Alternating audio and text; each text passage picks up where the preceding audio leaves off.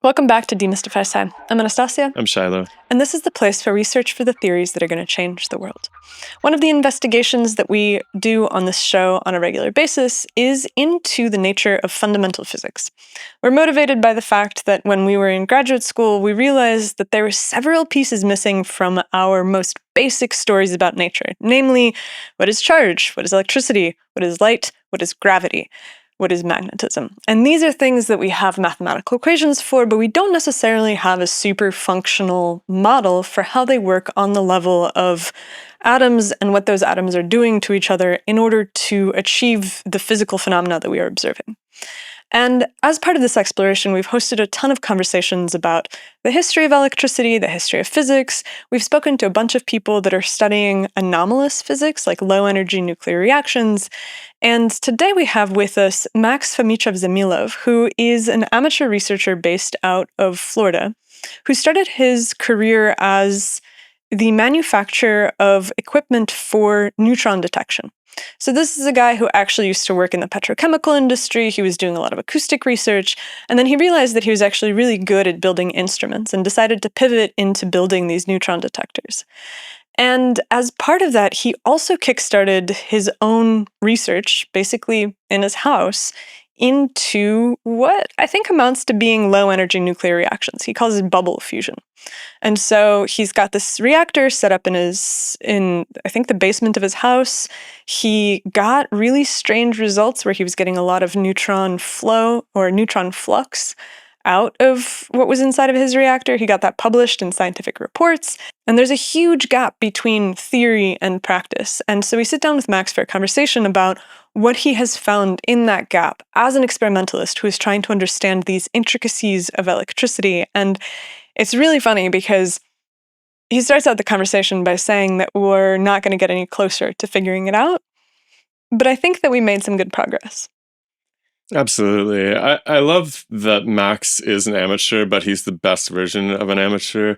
He's completely obsessed with what a measurement actually is. So many of us come up through the conventional structures, understanding that these equations describe these phenomena, but the reality is they describe the experiments that were done to inscribe the phenomena. And Max is really obsessed with that. And it was just a real breath of fresh air coming from a guy who spent a ton of time in these spaces where there's a lot of amateurs doing things, but they don't know how to control their experiments, and they're not particularly concerned with disproving their own findings. And so I found that really, really inspirational. He's also done a bunch of work on the anomalous vases. So if you've looked at Matt Bell and Ben Van Kerkwick's work from Uncharted X, Perhaps on this podcast, then you know that there's this weird collection of artifacts that are these vases that appear to be made super, super precisely and are like 5,000 years old or something. And Max actually has gotten involved in the characterization of those vases. And not only does he have some really interesting things to drop at the end of this conversation about whether or not these vases are modern or if they're ancient, but he also has a pretty crazy theory about ancient Egypt on top of all of his other work. So it's pretty cool. he's a really interesting guy. I think you guys are going to love it. He also just demonstrates what's possible when people are working outside of structures that kind of confine their way of thinking. And that's something we're really committed to here at DemystifySci, to the extent that we have no sponsors. We're not selling other people's stuff. Actually, there's no way that we afford to do this show other than you guys supporting us directly. So I really want to encourage you to check out patreon.com/DemystifySci. So for as little as 75 cents a week, you can make sure that we have the funds to get out there and film these conversations in person, to host more live events, to get this book finished that we're working on, basically to put all of our time and energy into this project that you're enjoying. So consider it, because we really believe in this model. There's other ways you could support the podcast too. We have a few of our own sweatshirt designs down below in the YouTube shelf. We have also just finished and released our first album for our musical project, which we have available on vinyl. You can pick up a copy of it if you have a record player. It is called Everything Is So Good Here by Secretary of Nature. And we are really proud of this record, and I think it sounds fantastic on vinyl. So come over and check it out. See if you can add this to your record collection and support the project in doing so. There's one other piece that we can add to this story, which is Paradigm Drift. Paradigm Drift is a game show for theorists. We collect names all month, we put everybody's names in a hat, and then at showtime, we pull them out randomly, and those who get pulled have 60 seconds to present their theory of how something works. Our next taping is October 17th at 7 p.m. Pacific, and we hope that you sign up at the link below, because we'd love to see you, we'd love to hear your idea, and those that come with extraordinary ideas compete for an opportunity to perhaps be a podcast guest in the future, because if we find a really interesting idea in the teeming mass of theorists, well, we'd love to talk about it more. With that, enjoy our conversation with Max about the fundamentals of electricity, low-energy nuclear reactions, and those mysterious vases in ancient Egypt. See you next time. The scientific revolution starts now. The DemystifySci podcast. Let us see in the dark.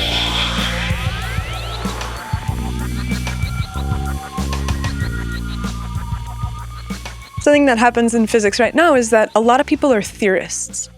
Yes. And they do their mathematics, they sit in their office and they kind of imagine how the world of electricity works, but you're an experimentalist. And I think that experiment is the place where you really are confronted with where the theories fall apart. And so I wonder if we could start with a sense of, like, what have you found about electricity that doesn't necessarily align with the neat pictures that we've been telling ourselves for the last 150 years since Faraday? Yeah, I mean, good question, but maybe even before I answer that, I am curious, why are you so interested in electricity? It's not like a topic that on everyone's mind. So why electricity? Why is it important for you? Why?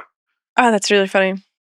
There's a two-part answer to that question, but we hadn't really worked with electricity too much. I'd done some electrical engineering with respect to building audio devices for this musical career that I've been undergoing.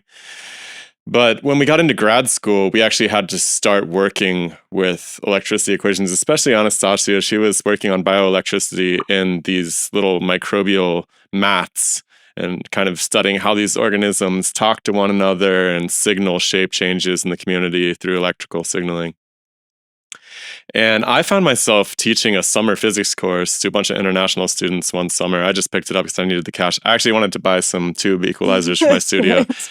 But I figured that it'd be fun to brush up on the basics of physics. I was in a biophysics lab at the time. My advisors in the physics department, we had a lot of cool physics conversations going all the time. But I figured it'd be a good chance to brush up on the basics. And I figured that teaching these subjects would be pretty straightforward. Like, I'd kind of go and hit the books again and realize that I was just in a hurry during college or high school and I didn't fully grasp the basics of some of these things. But the deeper I started to dive into fundamental phenomenon, like magnetism, gravity, electricity, the less that the standard narrative made sense to me.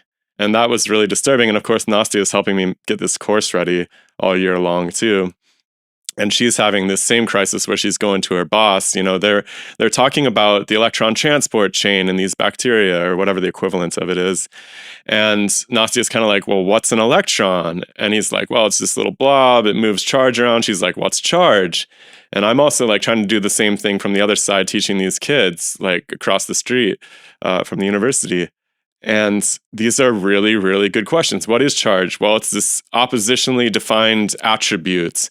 It's like, well, what the hell is that? Like, what are the atoms actually doing? And so we've just been on this insane quest for the last 5-10 years to get to the bottom of that question. And the more people we talk to, the more little pieces of the puzzle, or I should say, the more pieces of the standard story fall out of line, and we're forced to realign them into something that makes a bit more sense to us. So we were hoping maybe from your experimental perspective that you would have discovered some other little pieces of this puzzle. I'm sure you have. And it'd be interesting to just compare notes about that.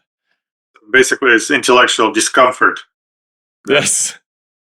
Well, you Because wanted I feel the same intellectual discomfort about a lot of things, and electricity is one of them.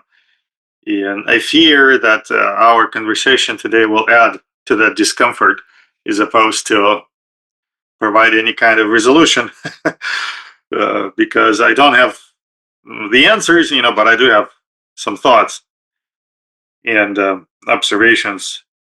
One thing, I guess I'll start with one thing I observed, just casually working with electrostatics. I had a small Tesla coil,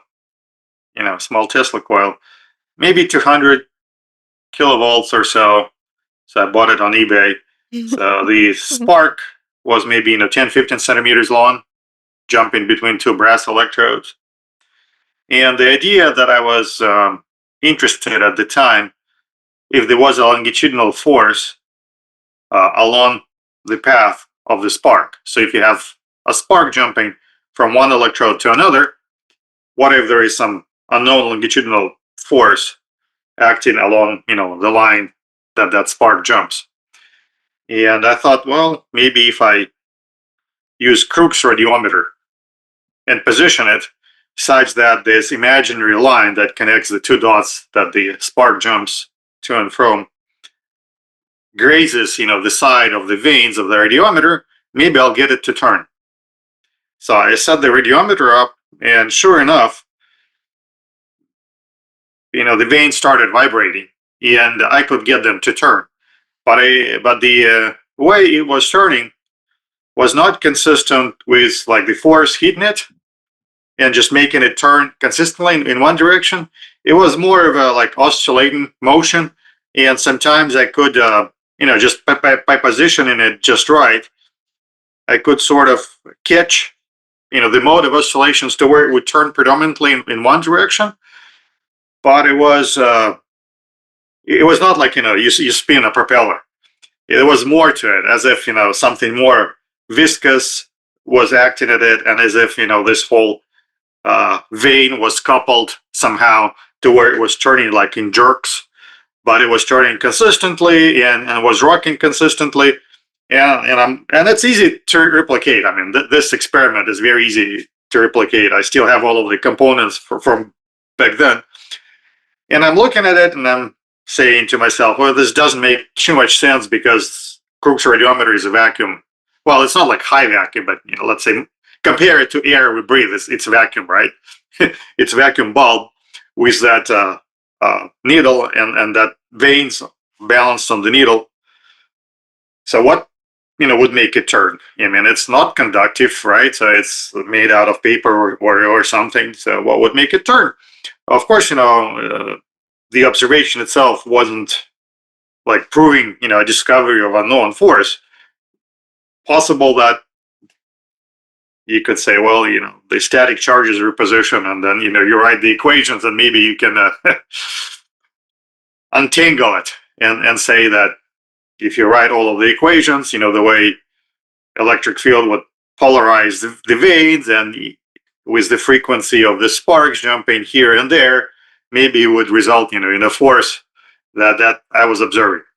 But what was really interesting, then I started looking at the Crookes radiometer, and the first thing I discovered that nobody knows how it works. Yeah, that's what I was about to say, because aren't they considered to work due to thermal heating of the vanes? Well, that's, blew my mind because it's such a common device that everybody has. And then, you start looking up, you assume it's like well understood, right? And you start reading on how it works, and nobody knows. And even like Einstein had a stab at it and didn't quite get it right.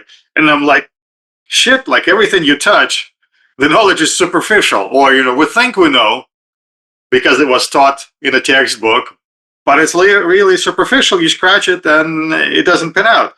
Yeah, and of course, I chose Crookes radiometer. I assumed there was like action of it was well understood, so building on that, I could explain, what I see. But if the action of it is not understood, then how can I hope to use it as a detector of something unknown when we don't know why it spins like in the first place? So I was playing with it some more, and I discovered something else which I could reproduce consistently while I lived in Pennsylvania, but not so much in Florida.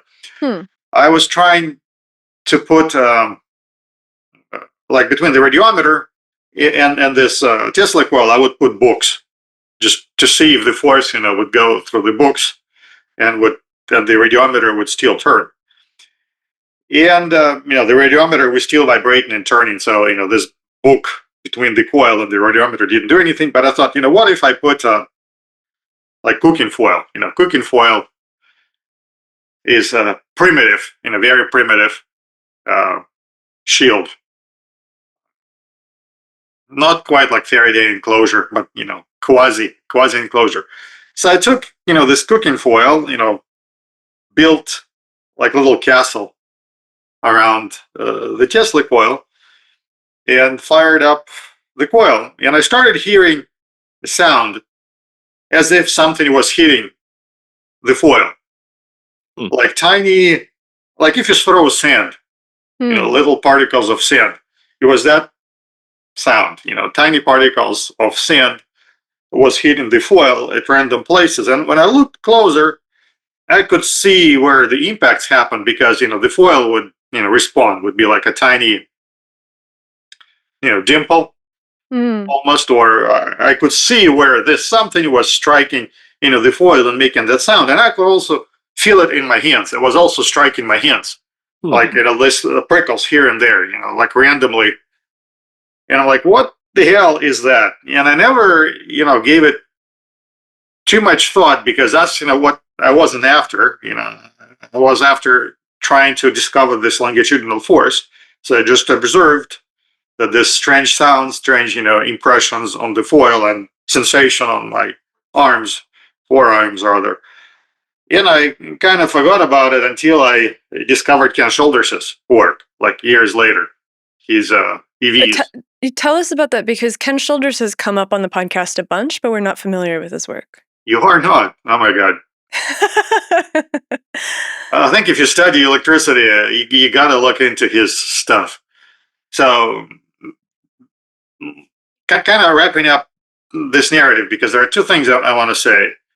I love that work. It was like a curiosity that I've done. And when I tried repeating it here in Florida, I wasn't getting the same response from the foil. And I think the difference is in humidity. So Pennsylvania is a lot more dry. And Florida, you can squeeze moisture from the air. So I think humidity, makes big difference. And I haven't tried conducting this experiment in lower humidity conditions. But since then, I discovered the work of Ken Shoulders, and his main contribution is EVs. I think he called it electron validum or exotic vacuum object.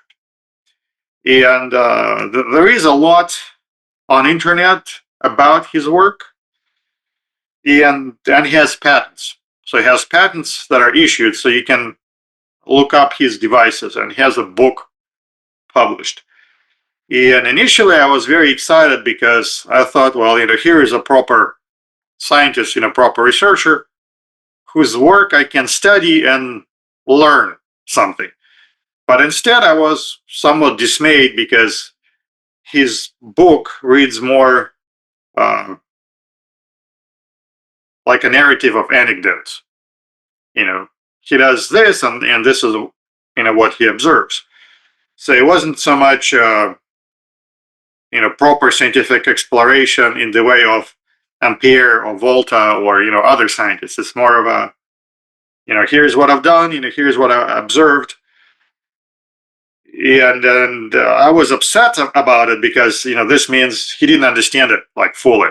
And if I try to engage, let's say, in replication or recreation, it's very much the same, experimental uncertainty. The effects may manifest themselves, they may not, who the heck knows, because not enough of it was presented. But essentially, he claimed that electrons like to bunch together. So instead of being this singular, solitary objects, we describe them as, in the physics course, we say, hey, it's a clump of charge. And the first thing we learn about clumps of charges is that the like charges repel.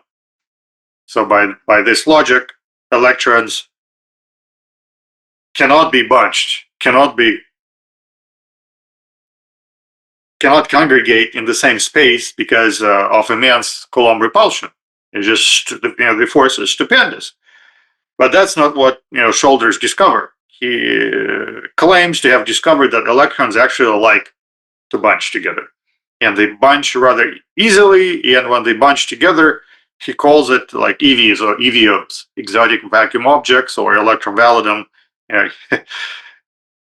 He used these two terms, and EVs or EVOs is what they're generally referred to. But he basically said if you have a tip, like a sharp tip, like needle maybe, and you energize that needle to 30,000 volts, then from the tip of this needle, EVs will stream. So the electrons will, not just cold cathode type emission, or not like not known types of discharge. Instead, they would spit out these clumps of EVs that would float or slide along the electric surface. So think of a record player, right? So a record player is your, the electric surface, and the grooves are the channels, right? So the guiding channels. And your needle, like a record player needle, right? That's your emitter of EVs. And that's the basic structure he patented in various configurations, because it looks exactly like that. You got a needle at high voltage, and then you have a plate with channels. And he says, well, you can guide the EVs, you can, make them merge, make them, separate, direct them. And that's like the main innovation he claims to have done, that ability to generate these EVs. And then he proceeded on to study their behavior. And he did a good deal of electron microscopy work, where he looks at the tracks that these EVs leave on surfaces. And particularly when this EV travels, at some point, it disintegrates. And when it disintegrates, it releases energy, according to him. So he was claiming that there's bound electron bunches, they have considerable energy stored inside them. And part of his patents and writings deals with the idea that you can harness them for energy generation or energy production, energy transmission. And he was looking at this electron microscope pictures and sees craters. The EV travels and EV disintegrates, and here's a crater, and the material looks like it's erupted, from that crater. If it's a foil, then it looks like the foil is melted and there is a hole in the foil. If it's like glass, it will look like, glass is melted. So he observed, a great deal of, the pits and tracks. And what I don't like as an experimentalist about, those observations, I've never seen controls. He shows you it's like a common disease among amateur experimentalists. They find the phenomena, they focus on it, and then they don't subdivide between, this phenomena and control. How do we know, like, this is a genuine observation that you're making, as opposed, maybe it's a defect, or maybe, this hole or crater is caused by something else that, you attribute, let's say, to EVs, but in fact could be cosmic rays, radon. So you're like, you'd want to see an electron scan of the material before the experiment is conducted in order to be able to say. That makes sense. I wanted to see controls because, so as I said, it's a common disease among amateurs. They present a bunch of facts without casting doubt on those facts.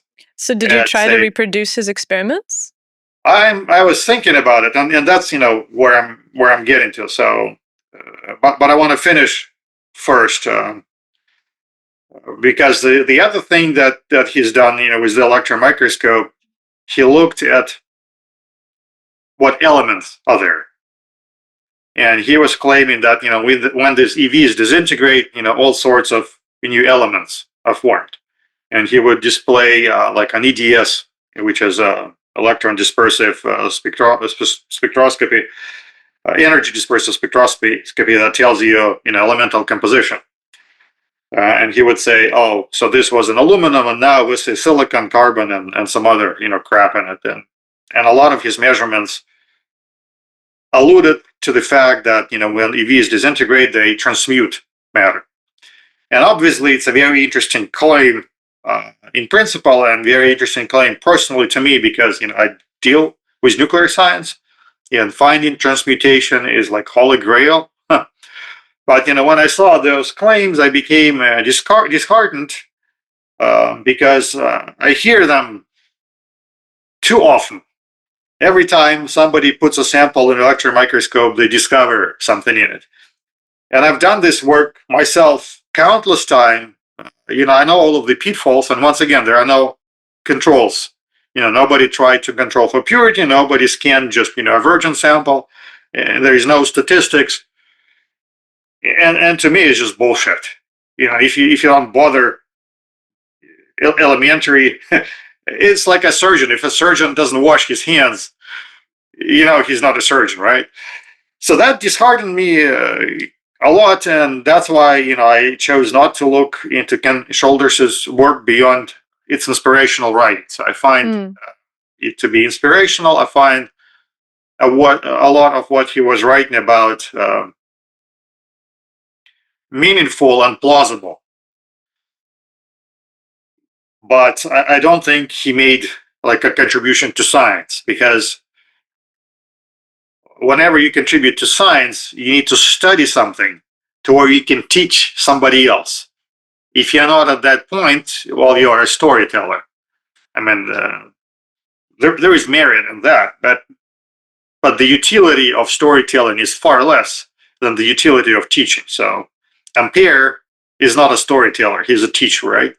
He studied electric currents enough to write an equation, and when you run the same currents, you position them geometrically, like he describes, you're going to reproduce his results numerically. So he actually teaches you how it's done, and that's useful. You can pass along this knowledge. So whatever Shoulders writes is like inspirational storytelling. You read about it and you think, gee, I think I can make electrons do something we didn't think was possible. But his instructions are vague, and when you try, more often than not, it's not going to work, and you have no idea why. So it's like back to square one in basic science, which you think universities would be doing, right? But we can talk about universities if you'd like. I think that they're totally not about science, and in my mind, science belongs to amateurs and enthusiasts, like it always has been, for hundreds, if not thousands of years. And, if I wasn't busy with anything else, maybe I'd be doing this. But long story short, and I'll let you ask your questions. I honestly think Ken Shoulders was onto something. I think he really, maybe not so much discovered, but elucidated the fact that electrons aren't these balls of charge that obey Coulomb repulsion laws, because that's not what he observed, and clearly that's not how they behave. And to me, I think electrons actually like to attract one to another. And a simple example is, electrons around atom, around the nucleus. So you have a bunch of electrons that totally don't mind, being in super tight, like ultimate proximity, and it's not exploding. It actually takes freaking work and a lot of work, effort to peel off electrons from an atom. So I think, something similar is happening on a macroscopic scale, where you're in a quote unquote nucleus, and it could be a macroscopic object. Maybe it's a speck of dust, maybe it's a grain of sand, maybe it's something else that may or may not have positive electric charge. It doesn't matter. What matters is you have, this anchor for electrons to grab onto. And then, just like in a nucleus, they have no issue with, quantum mechanically compounding, without repulsion, as long as the orbitals or whatever, vibrational states are aligned and arranged in such way that you have, the standing waves, with the nodes affixed, in the potential well of that, macroscopic object. Maybe you can squeeze, God knows how many of them, and it's totally fine. So I think that's, what he discovered, and to me, it's a fascinating discovery. And once you start, realizing that, actually, electrons like to form a continuum. They actually like a vibrational states of something, and that forms a continuum. Your thinking changes, and you can engineer around it. And I cannot stop talking. I was. I think we're definitely at the verge of a paradigm shift with respect to the way that we think about electrons. I think that the evidence is beginning to mount an overwhelming sense that the little bowling balls flying around doesn't cut it. And honestly, if we've been investigating, especially Nasty has been going to these primary texts about the early experiments with the first people who were trying to incorporate the electron into their atom, and it's a huge problem for them. How do you jam them all in one place? And ultimately, I'm not sure they really solved that so much as they and of course, why doesn't the electron just go and eat the nucleus immediately too, in the case of hydrogen or something? This is a huge problem, and as people have gotten more sophisticated in their experiments, I think the less tenable the electron bowling ball has become. I mean, I think Nastia originally reached out to you because we were trying to deeply wrestle with the cathode ray experiments. And one of the really bizarre things about cathode rays is that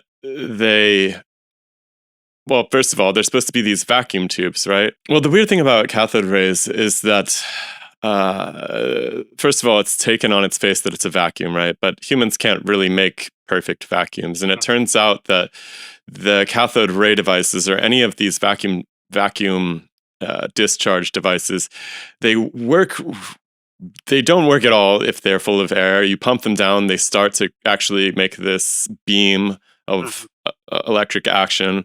But then at some point it breaks down. Like if you get the vacuum too low, you basically can't do it at all at some point.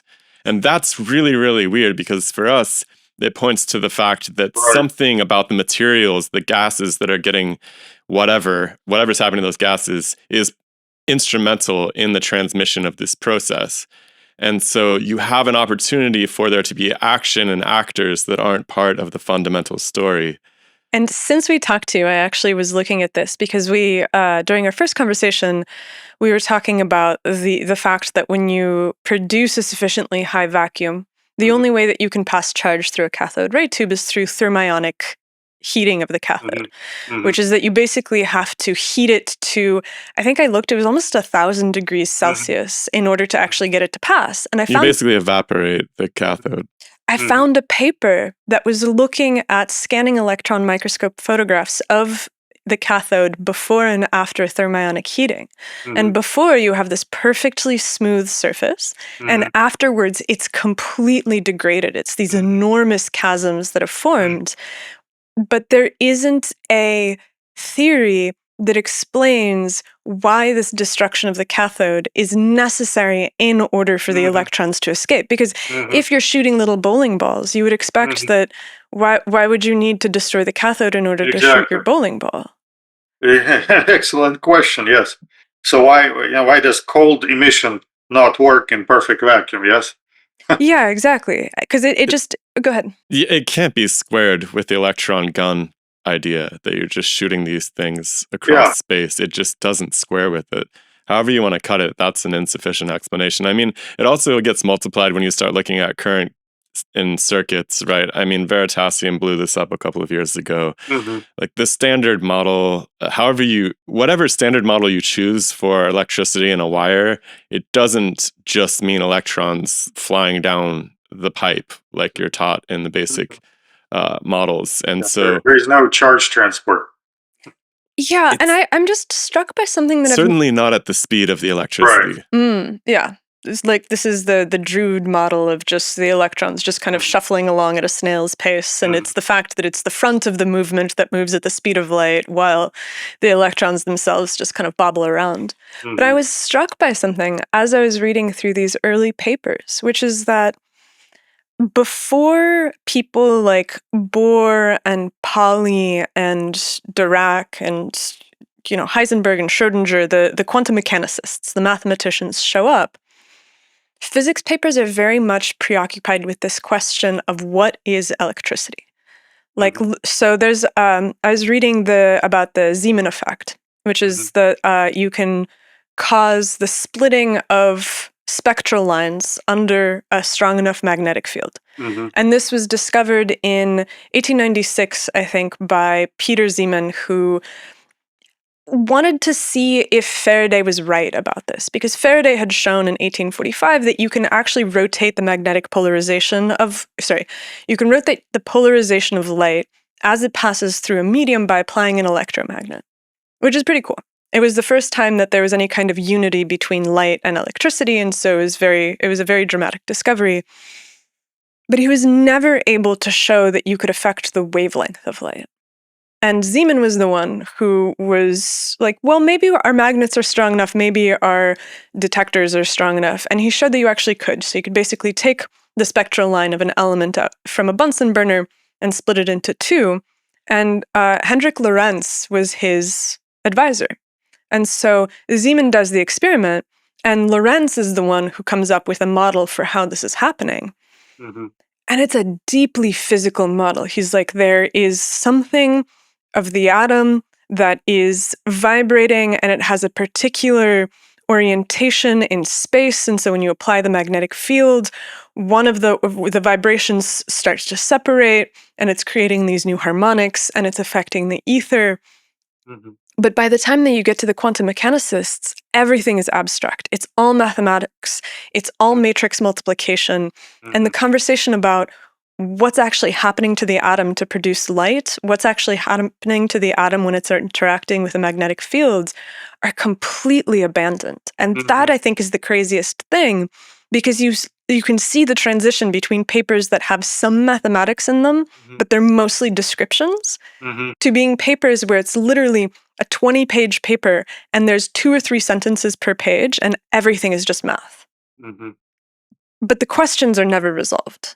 Yeah, I think Einstein said, ever since mathematicians invaded the theory of relativity, I don't understand it myself. I think the same could be said of quantum mechanics and pretty much any other modern theory. Ever since mathematicians invaded it, it's what's the word? Unintelligible. And I don't know. I mean, I do believe we need this visual description of things happening, but at the same time, we do need mathematical models also, because at the end of the day, we want to make a prediction, and the prediction needs to be not just qualitative, that you can make based off visual descriptions. You can make a qualitative prediction. You can say, if I let go of an apple, it will fall, right? But a quantitative prediction will also tell how quickly it will reach the ground. I think we need both, and it is a shame that lately mathematics merged with physics to where you cannot tell a difference. And I understand mathematics, but not to the extent to where I can read theoretical physics papers. They are unintelligible to me. Just like like there are pyramid texts and coffin texts in ancient Egypt, and these texts are considered unintelligible by archaeologists. They're written with hieroglyphs, But when they translate it, the translation doesn't make sense. So I thought, what if those are ancient physics texts, theoretical physics texts? So that's why they're not intelligible. You give a physics textbook to an English major. What can they learn from it? This is all like gibberish.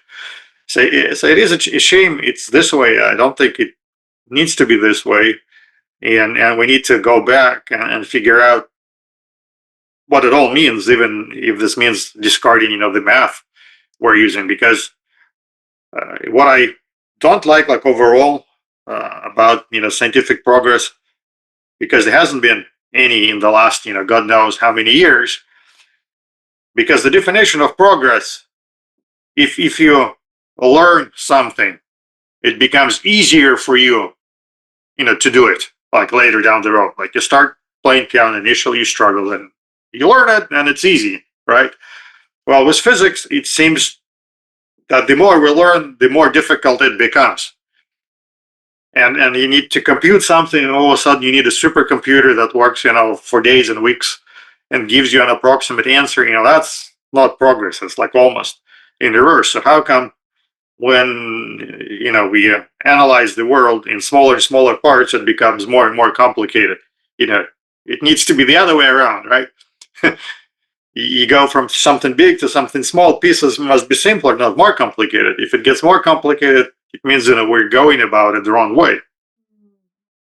I mean, the frustrating part about mathematics, the more and more you understand it and the more you study, is that it's just logical operations on some baseline assumptions. And so what we've just continued to run up against in a lot of these discussions of complex mathematics is that the fundamental acts, like the assumptions that go into it, whether it's this electron got shot out of this gun or the photon, the single photon traveled through both slits, like the fundamental assumptions at the heart of them are a little bit nonsensical. When you start to compare all of the different observations of these phenomena, you realize that statement at its outset is problematic. So no amount of logical processing, i.e. math, is going to result in anything other than illogical conclusions as a result of it. Like, you can do perfectly good math, pages and pages and pages, but if you start off with some broken element going into it, then you don't get anything better out the other end. And I feel like increasingly, especially young students coming through this pipeline, and just all of us really, until we reach some age where we have time to sit down and review the history, we have no idea how people came up with the fundamental assertions. Like, why does everybody think that the electron's a bowling ball? Why do we go with it? And this multiplies outward. Why do we think that a single photon can go through two slits at the same time? What actually was that experiment? Are there other explanations for what could be happening during that experiment? It's like no one has the time for that, it seems like, and it just gets folded into the first line of the code, and then all of the processing in the world can't save it from the initial error. Yeah, I will add two other thoughts to what you said. So scientists or theoreticians, write these formulas, right? Whereas the real work is done not by scientists, but by engineers. And every engineer knows that, textbooks is bullshit. Because in practice, things like the theory is very different from experimental. Practice is very different, from theory. And there are things that engineers know that scientists don't. And because engineers aren't scientists, they don't write papers about it. They all sort of know it among themselves, and it passed along from one engineer to the next in this, apprenticeship, mode. But it's not like common knowledge. I would also argue that a lot of things that engineers know would probably be at odds with, with theoretical knowledge. Do you have any examples of that off the top of your head? Well, find any radio engineer and start talking about antennas. And then very quickly they say, oh, we don't use these equations, we don't use these formulas because this is how it works. And it just works this way. My son is a radio engineer. So sometimes, I have these discussions with him, and I cannot be, too specific because, this is not my field. So things he talks about, I don't understand. So I cannot really, relate and contrast against, the accepted theoretical knowledge. But I was talking to him about the possibility of superluminal signaling using like near field, because we all know that in the far field, electromagnetic waves travel with the speed of light. That's well established. But in the near field, it doesn't have to be that way. In fact, Maxwell equations are compatible with, let's say, changes in the electromagnetic field traveling both at zero and at an infinite speed in the near field. So I was thinking of clear ways trying to capitalize on that so we could signal in this, near field. And that's what I was discussing, with my son, and thinking of experiments, we could do it together to test this. Because if you read papers, there are papers. There was a fascinating paper. Again, it comes down to the electron beam. So the electron beam was shot through a pipe. And at the end of that pipe, there was a membrane to where the beam could pass through it and basically travel in air as opposed to in vacuum. Because the pipe is metal, you cannot really detect, the beam within the pipe because of screening. But, once the beam is in air, before it like disperses and ionizes the air, you can register it. And it was electrometer, for example, and some other tools.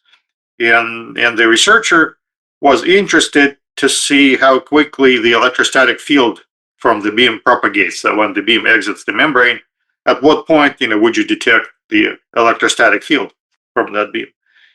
And his conclusion was that the beam propagates, I think was the electrostatic field propagates with infinite speed, and this whole beam travels like as a solid. So this electrostatic field that accompanies it, travels as a solid in infinite, radial extent. And that was very interesting for me to read. So I don't know whether his experiment was correctly performed or not, but it's the same, question I would like to ask, and the same measurement I would like to take. It's like a fundamental question. What is the speed of propagation of quote unquote static fields, right? And obviously, static field will not propagate because it's static, but at the same time, what I call static is, near field, before you have, this electromagnetic waves that are detached from the source.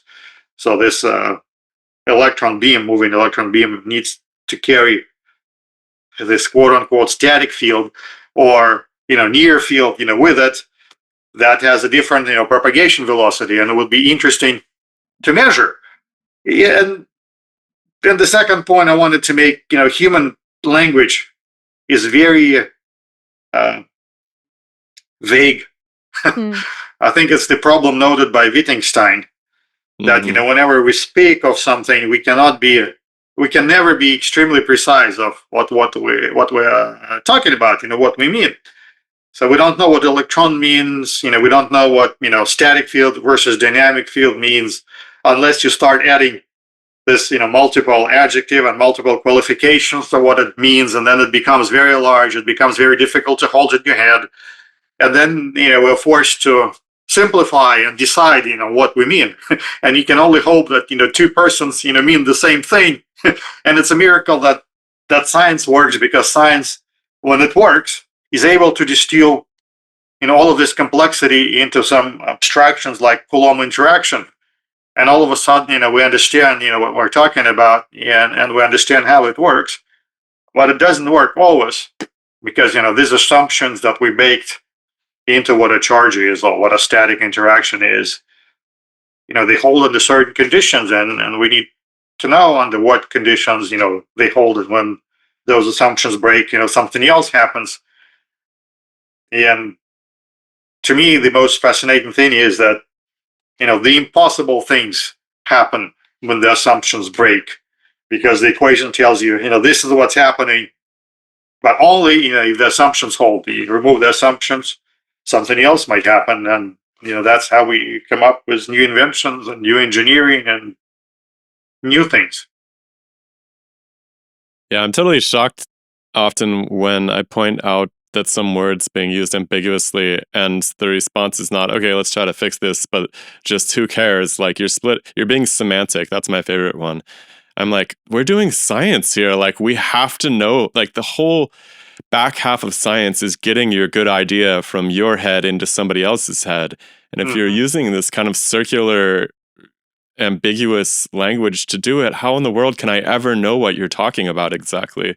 Yes. It's endlessly fascinating to me how many people find that to be pedantic or silly, when I'm like, that's the core of this. We're communicating ideas to one another at the end of the day. We need to be able to talk. You think you could write a mathematical equation that just has some ambiguous term, and you're like, what does that mean? And like, don't worry about it. It's like, that would never pass in systematic logic, but for some reason people get away with it. And we'll just renormalize the infinitives, right? Well, that's what I was about to say, is that it actually does pass in mathematical logic all the time. Like, if you look through the equations for quantum mechanics, there's plenty of things that don't have a meaning that is parsable, right? Like, if you start talking about something like spin, right? So spin is this intrinsic property of the electron, but the electron doesn't have any kind of dimensions, and so it's impossible for it to have intrinsic properties. And so it's just this kind of, it's this thing that is there, and it's part of the equations. But when you really start to drill down to like, okay, well, how do you get angular momentum out of something that doesn't have any kind of extension? There's no, you're just treated kind of like an idiot for even asking that question in the first place. And so I think that it's baked into the assumptions. For physics, for sure. I guess I'm just talking about like basic mathematics. Like, if you have an equation for a line, y equals mx plus b, and you're like, y equals y. Like, there's an axis here. It's y. It's a set of values in this dimension, right? So there's like very clear identity properties, but we don't have that so much with language. I mean, ideally, really good scientists intuitively understand this, and they have really, really concise, clear definitions to make sure that there's identity with the symbolic mouth utterances or words that are written down. But it definitely has slipped away in terms of physics, for sure, especially with everything from mass to charge, the electron, like you pointed out. I mean, like we've been discussing. These are all really, really ill-defined terms that can mean one thing in one context and another thing in a different context.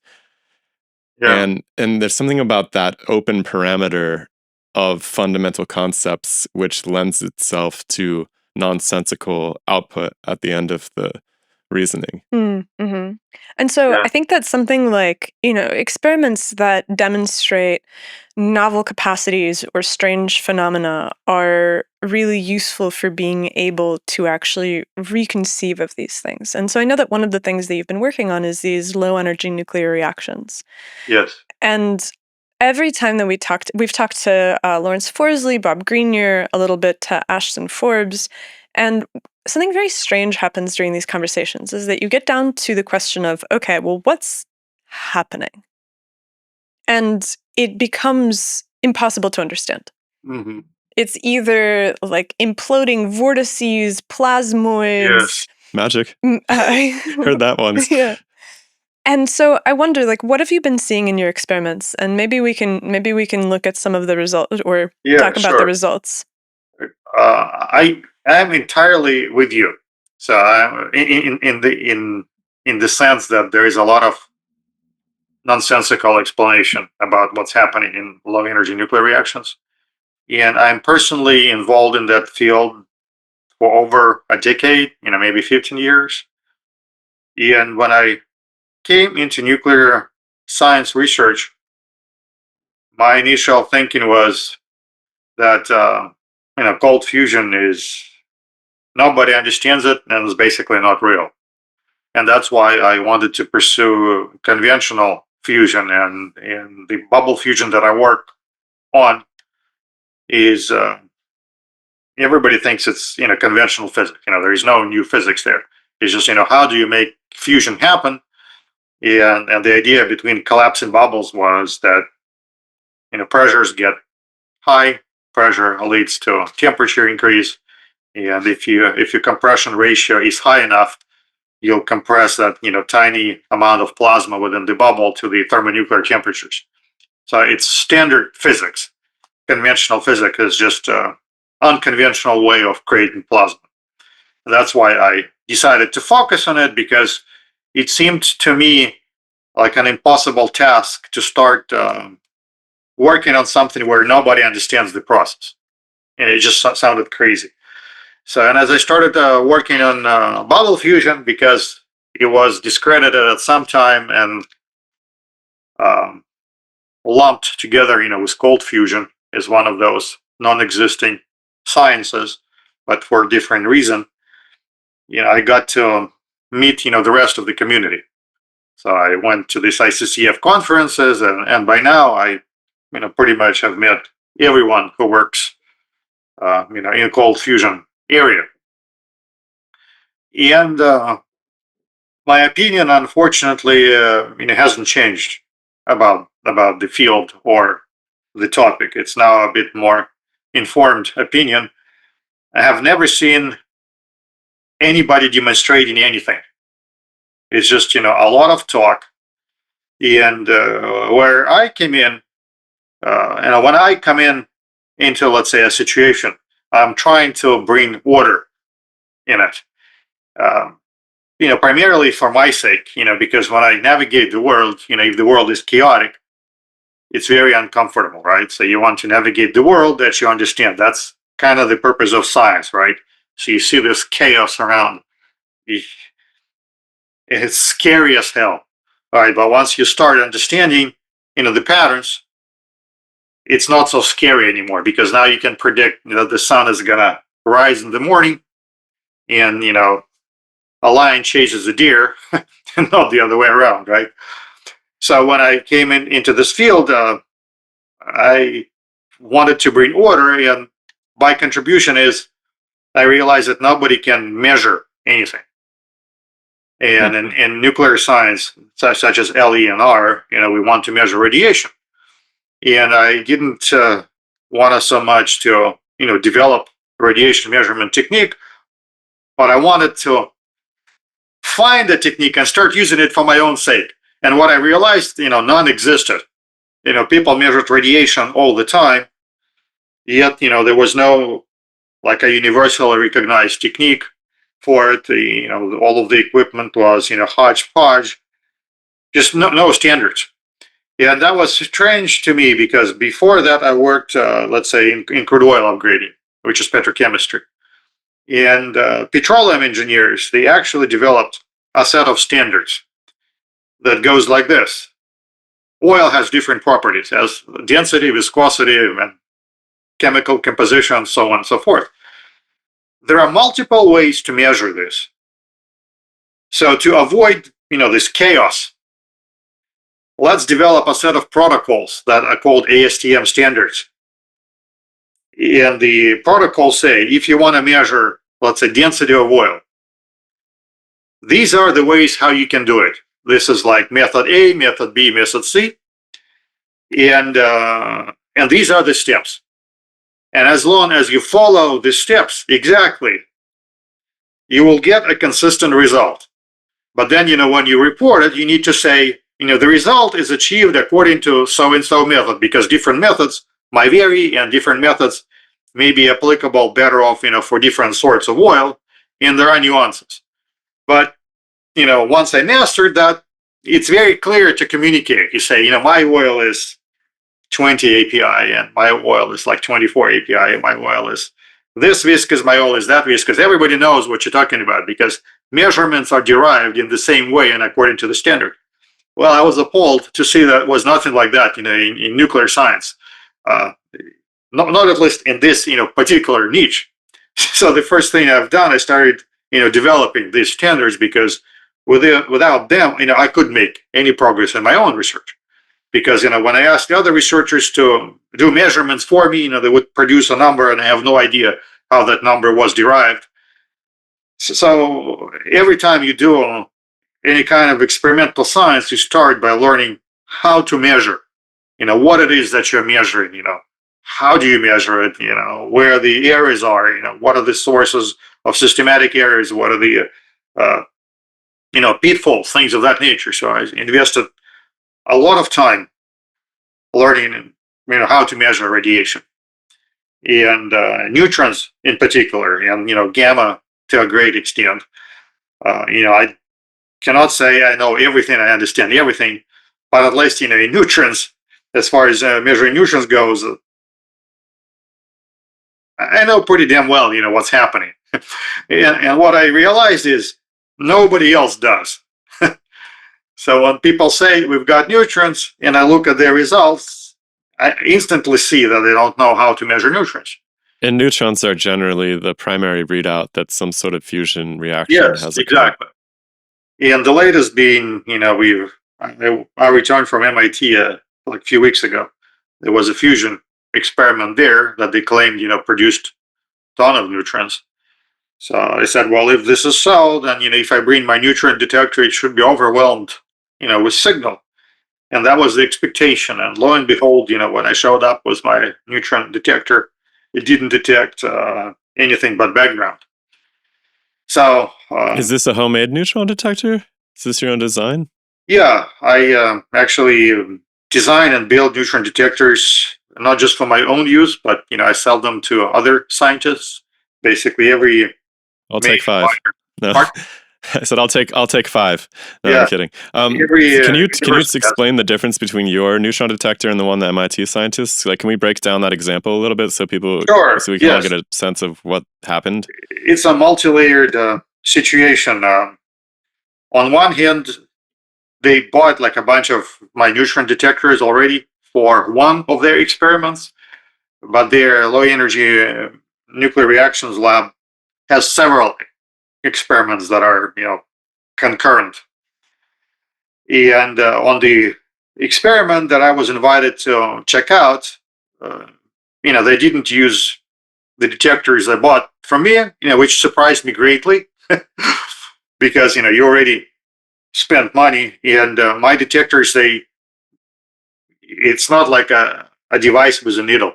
It's like a system with software, which at the end of the day tells you whether or not you have a signal above background and whether or not the difference is statistically significant. So it does like whole cycle of number crunching, does the statistical analysis to where you know what you're looking at. Because before, like when I came into the field, let's say 10 years ago, you pick up this neutron detector and it's got a needle or it's got a readout and it tells you, counts. Well, that means nothing. But unfortunately, people don't understand that. So they fire up a neutron detector and it shows 1,000. They say, oh, I got 1,000 neutrons. Then they turn it on like an hour later and it says 0. And they say, great. So I had 1,000 before and now there is 0, which means, something fantastic happened, back then. And then they write a paper. Yeah, I fire up my reactor and the detector says, 1,000 neutrons, and then I turn off my reactor and it said 0. Well, and if you know anything about nuclear science, you must realize that every quantum mechanical process is a random process, which means that any kind of detector we use is a random number generator. So what it does, it gives us a random numbers that are meaningless unless you allow them to build the distributions. And once you have your distribution, which let's hope is going to be a normal distribution or Poisson distribution, and when we count events and the events are binned into time units, right, then you get a Poisson distribution. Only when you have distributions you can compare the distributions, and only by doing like statistical analysis you can say if the overlapping distributions are the same or different.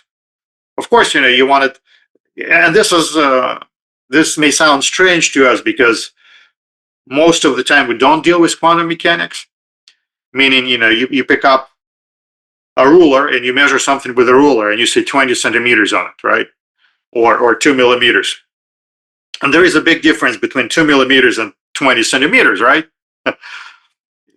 So these values don't overlap. But in quantum mechanics, you get these random numbers and you get these distributions that are like broadly overlapping, and you cannot tell them apart unless you do either statistical analysis or unless your signal is so strong. Like, if you go to a nuclear reactor and you stick a neutron detector on it, chances are it's just gonna melt because the signal is so large, right? Or you're gonna get radiation poisoning from exposure. So in experiments, it's not that way. All of your signals are at the background level, so they're indistinguishable. And that's what my software does. It conducts like a bunch of measurements, so collects a bunch of readings, from your detectors, builds these distributions, and runs statistical analysis to show the distributions are different. Because under normal circumstances, they're nearly identical. So instead of, for whatever reason, instead of using, this system, the group at MIT chose to use a CR39 plastic, which works for neutron detection, obviously, and it has been used for 40, 50 years. But it's typically used in dosimetry. So suppose you work at a nuclear reactor, like day after day after day, and nuclear reactor needs to be monitored for safety. So people wear this badges with CR39 in it, and at the end of your shift, or maybe once a week, that badge gets sent off to a lab, and in the lab that badge is etched, and they count holes in it. And by counting holes and knowing the sensitivity of material, you can tell how much less neutron radiation you were exposed to over the course of a week. And this is so easy and so cheap. It's like standard procedure at any kind of nuclear facility. People wear these badges, but the sensitivity is zero, right? Because you want to detect if it's a health hazard, and if it's a health hazard, the flux will be so big it's going to register on that plastic, right? But if you're running a nuclear science experiment, and maybe you have 10 more neutrons than you had before, those will be very hard to detect. But the story was... Are you telling me that this tiny technical college in Massachusetts wasn't controlling their experiments with background levels? That's yeah, crazy. Basically. Mm-hmm. Wait, did you say tiny? I thought you were at MIT.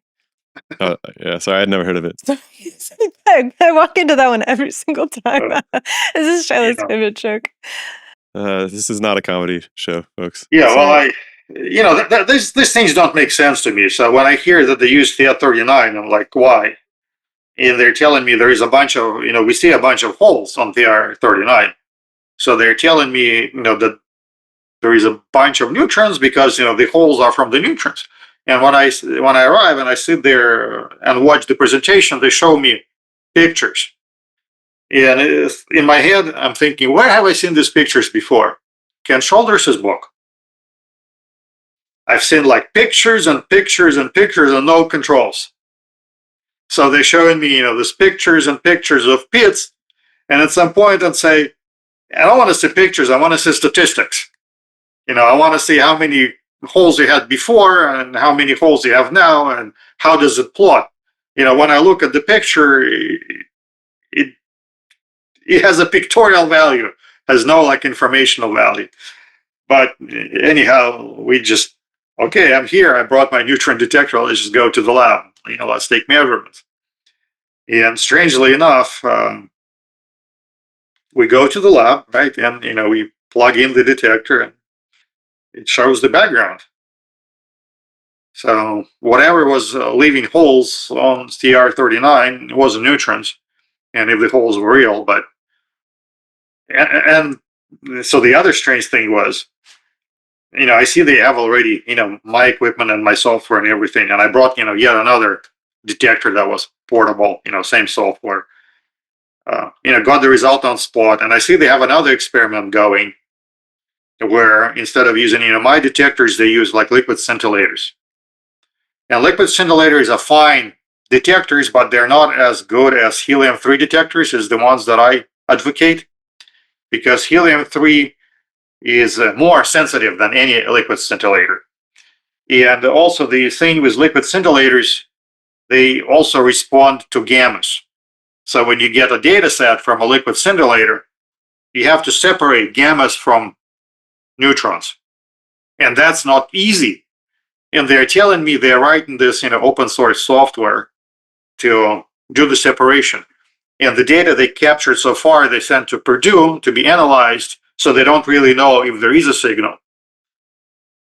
And I'm asking why, this is like so complex, so much work.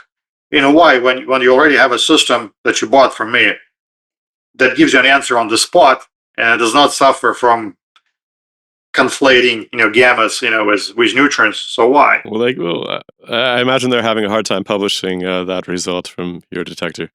Well, that wasn't the answer, and I did not invent my detector. I don't pretend I've invented nothing here. I just organized. No, I just mean because it didn't give the Negative results are hard to publish. Well, maybe, yeah, but basically, the answer was was it ARPA director visited? So they got funding from ARPA or from DARPA for their research, and the project director visited and told them, "Oh, you got to use these liquid scintillators." And maybe the ulterior motive is what you just said, or maybe you just need to create work. I hate to speculate because I like these people. They are my coworkers. I work with them. I would like for them to make a discovery. I would like for them to use my equipment. I'd like to be instrumental in them making a discovery. So I don't want to say anything negative. It's just when I see these things, they don't make sense to me because that's not how I work. When I work, of course, I'm trying to get to the answer quickly and use the established technique over and over, because the more you use the same technique, the same protocol, the more confidence you have, and you iron out the kinks, because there are always kinks and bugs, and you get better. And I actually pride myself on this. So when I market my equipment, I say these are tools for rapid nuclear experimentation. Like in software engineering, there is a concept of rapid application development. Because I was a software engineer before, I adapted the idea to nuclear science. So now the tools that I offer, hardware and software and detectors, are tools for rapid nuclear experimentation, because you have an answer on the spot. You don't need to spend months analyzing your data. On the spot, right this moment, whether or not your signal is above background. And if we're talking gamma spectroscopy, you see all of your peaks, you see how the signal is different, you see the statistical significance, and that way you can vary experimental parameters, and you can run like hundreds of experiments a day.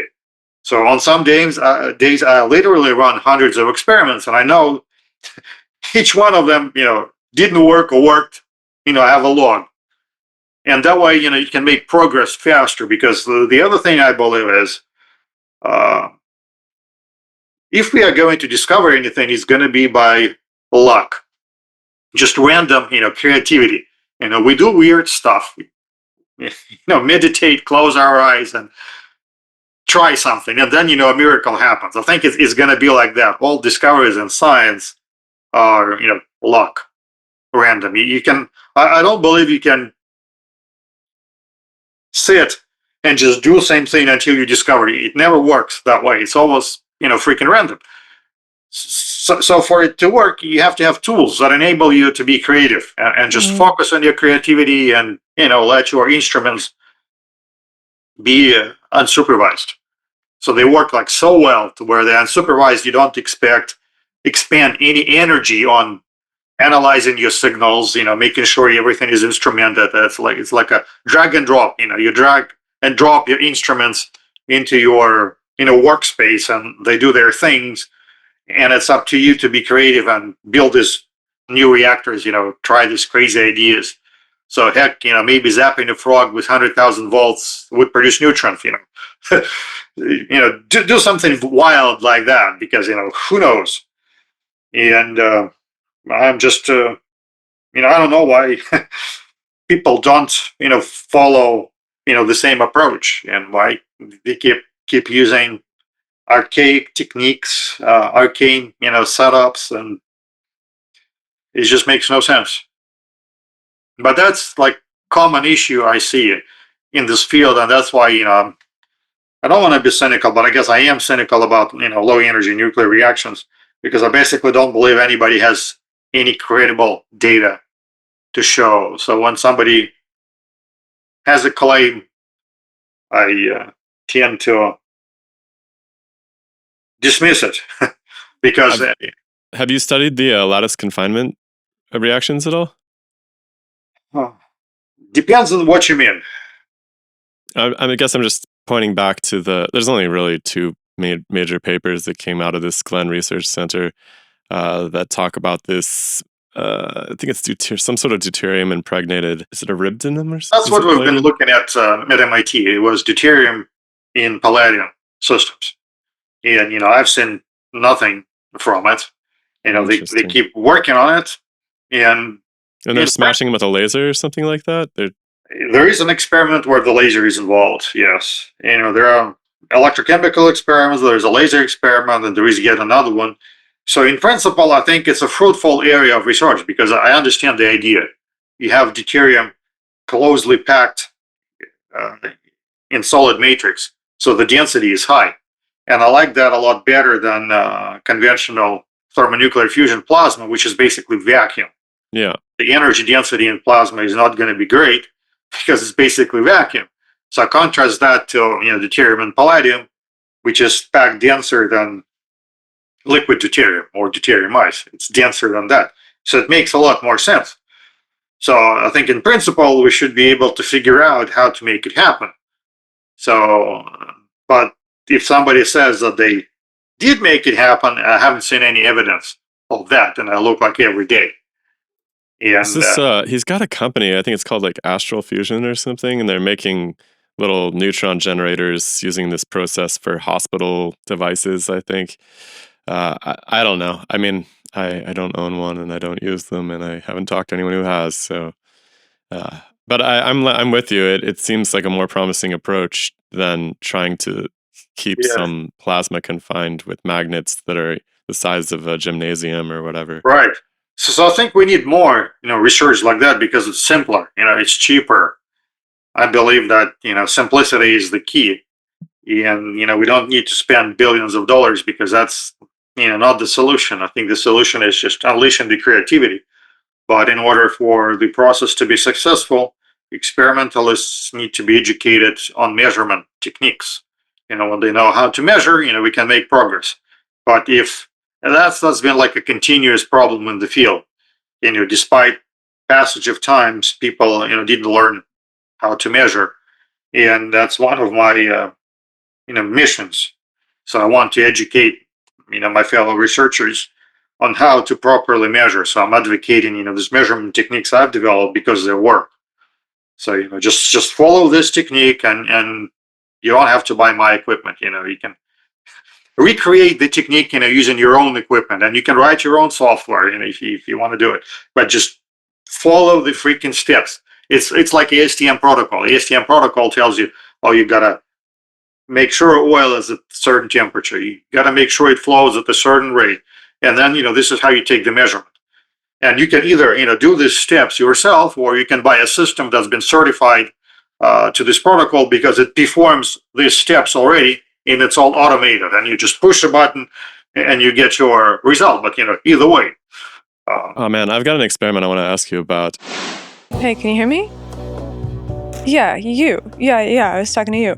So if you're listening to this podcast and you are enjoying it, I think you should consider coming over to patreon.com/DemystifySci, because we want to make sure that this project never has sponsorships, never has advertisements, and is always powered by our audience. We can only do that if you come support us over at patreon.com/DemystifySci. For just 75 cents a week, you can make sure that you contribute to powering this project for the future. Just to kind of call back to our discussion about the electron bowling ball gun things, the shooting of electrons, it occurred to us at some point that there was a similar conception of heat originally, where heat was this fluid particulate system that flowed through materials.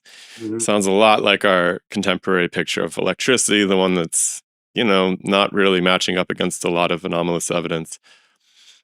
And the way that it was, at least the way the history reads, that this heat as fluid, the caloric, was disproven was this series of revelations made by Count Rumford when he was working as a munitions officer, overseeing the drilling of cannon bores, essentially. And he basically realized that he could heat unlimited quantities of water through the friction that was generated by this boring process. And that as long as you kept generating the friction, you would generate this heat. And so there was no way that you would drain a material of all of its caloric. And so the idea that it would run out of this magical fluid didn't prove out, and they had to rethink things. Eventually, the molecular kinetic theory of heat emerged, and heat is this kind of chaotic translational motion of molecules or atoms. Cool. Is there an equivalent experiment of that we could imagine doing for electricity? And so it would look something like using friction, so like a kind of wool on amber system where you charge up one material and you allow maybe the amber, let's say you have like, you do this in a vacuum where you somehow have like a drill bit type thing hooked up that's generating friction against a wool surface with an amber surface, let's say. And you somehow are able to measure the efflux of current from the amber. I imagined maybe putting a diode in the middle so that you could drain current in one direction from it. I think you can rephrase. Would you basically, you would expect that you would have some, first of all, there's a number of predictions you could make. I don't think that just running the calculations on the back of the envelope, I don't think that you could run this thing long enough to drain all of the electrons out of the, wool, as it were. But you should be able to start to see some sort of nonlinear effects as you run up against the fact that this thing is losing its electrons, right? I wonder if there's some sort of experiments, and I'd love to hear you weigh in on what it would look like to try to do some sort of equivalent of the cannon boring experiment for the electron fluid stuff. Yeah, well, first of all, I love your analogy. I think this is a very good analogy, and I do believe there is already a contraption that does what you're describing, and it's called Van de Graaff generator.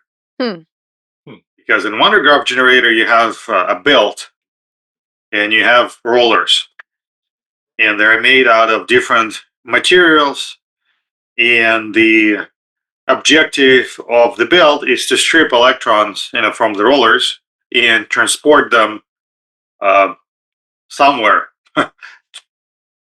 Let's say and in practicality, the top of the Van de Graaff generator is a sphere where the charge accumulates, and that's where you can bleed the charge off, basically take off current. And most Van de Graaff generators are going to produce, just microamps of current. But it's a continuous process because you rub one material against another, and electrons are stripped and transported, and the process never ends. Never ends for two reasons. One argument you could say, the device is pulling electrons from the ground, because at the end of the day, current, Van de Graaffs are powered by an electric motor that turns, the roller, so there is a connection to the ground. But from a more, practical standpoint, it's probably not a ground, but the environment, because, the device is, participating in the environment.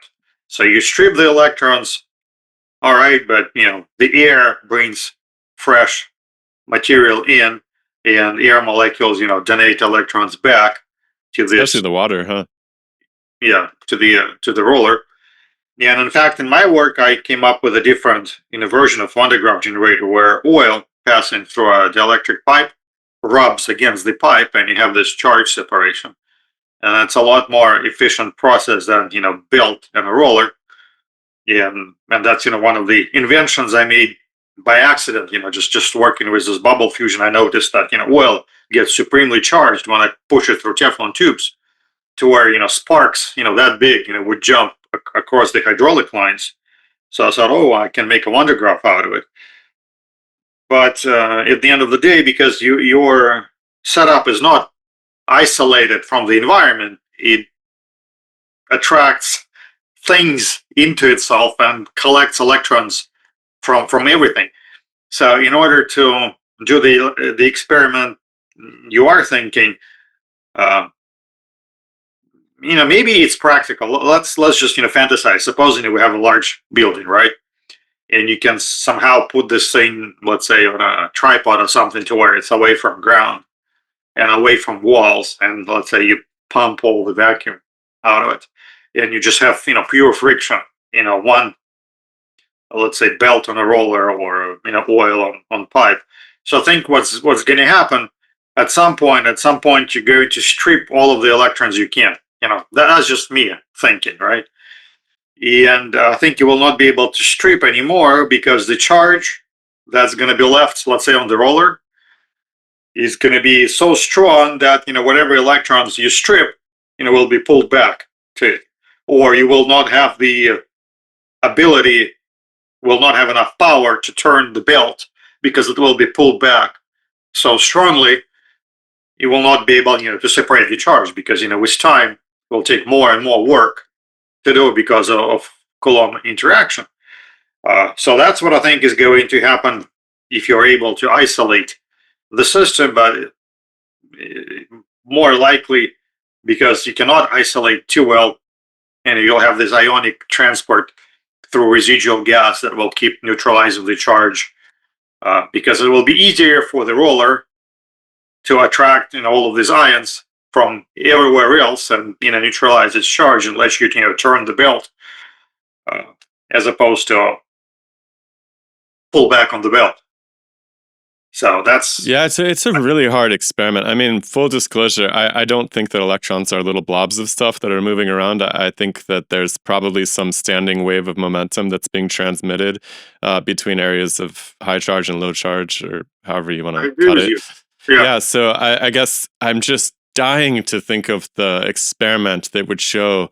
I just thought that the cannon boring one, we both were struck by the elegance and the simplicity of it. And in all honesty, like, the arguments that you're making could have been made about the cannon boring. Some of them could have been made about the cannon boring experiment. Like, it could have been possible it was getting its heat from somewhere else and stuff like that. Like, it wasn't this slam dunk of an experiment, but it did really get people thinking for the first time.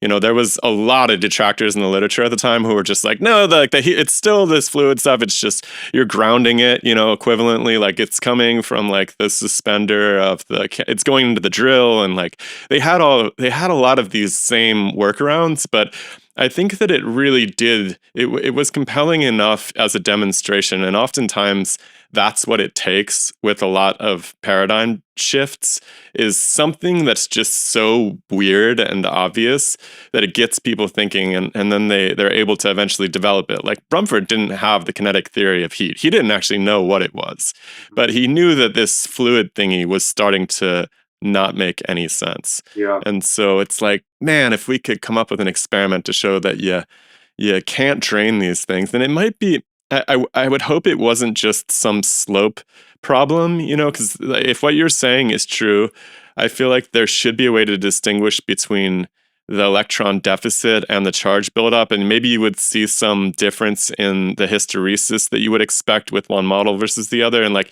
it might be a really technical way to argue this, but that wouldn't be very convincing. You want something that's just like, whoa, this can't possibly be little electron bowling balls traveling between materials. Yeah, I mean, I would add that with electrons is a bit more difficult, because electric force is so strong.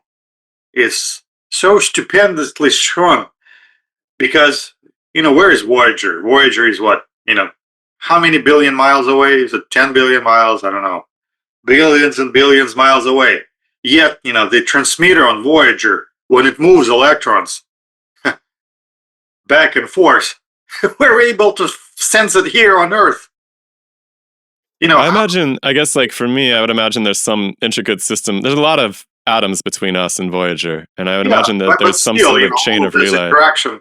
Yeah, it's incredibly just, strong. A handful of electrons, 10 billion miles away, we're able to detect, because the force is so strong. And now, when you have this confined space and you start, separating this charge, your entire system you cannot isolate it. You have to, okay, we need to account for the walls, we need to account for how everything polarizes. It's very hard to abstract it from its environment. That's what I'm saying. Because the forces are so strong, you cannot make that abstraction. Because, second order and third order effects are still going to be stupendous. I hear ya. But something that I'm struck by when I read these old papers, like, J.J. Thomson's paper where he proposes that the cathode rays are free electrons is not a super convincing paper. Like, you read it now with the benefit of hindsight, and he makes a couple of attempts to demonstrate that it can't possibly be waves of the ether because of the fact that you can bend this cathode ray using magnets to fall onto a different detector. And at the time, they were like, well, light is not affected by magnets in the same way, therefore it has to be the pure negative free particles and not the light waves. And you read it now, and you're like, well, that doesn't seem totally right, but everybody accepted it. Then you look at Planck, the way that he solves the ultraviolet catastrophe, and he's like, well, they're quantized. And he himself, you read his autobiography, and he's like, I had no idea what the physical significance of that was, and I spent the rest of my life trying to figure it out. You look at Bohr when he modifies Rutherford's model of the planetary atom to be a quantized model of the atom, and the paper is bad. He proposes a model that doesn't account for any of the spectral effects that you see. He doesn't deal with how you organize negatively charged particles in one orbit versus another. My favorite part is so one of the big problems with orbitals is the fact that the electron, as it is in orbit, radiates energy. And so you should have this collapse of the electron into the nucleus because eventually it just radiates everything away. And what Bohr does to solve it, he's like, well, there's special stationary orbits where that doesn't happen. And everybody's just like, oh, okay, that's fine. And so I feel like there's this fundamental thing where people propose ideas in physics, and they're accepted not because they're fantastically argued, they're not accepted because they are without a doubt correct.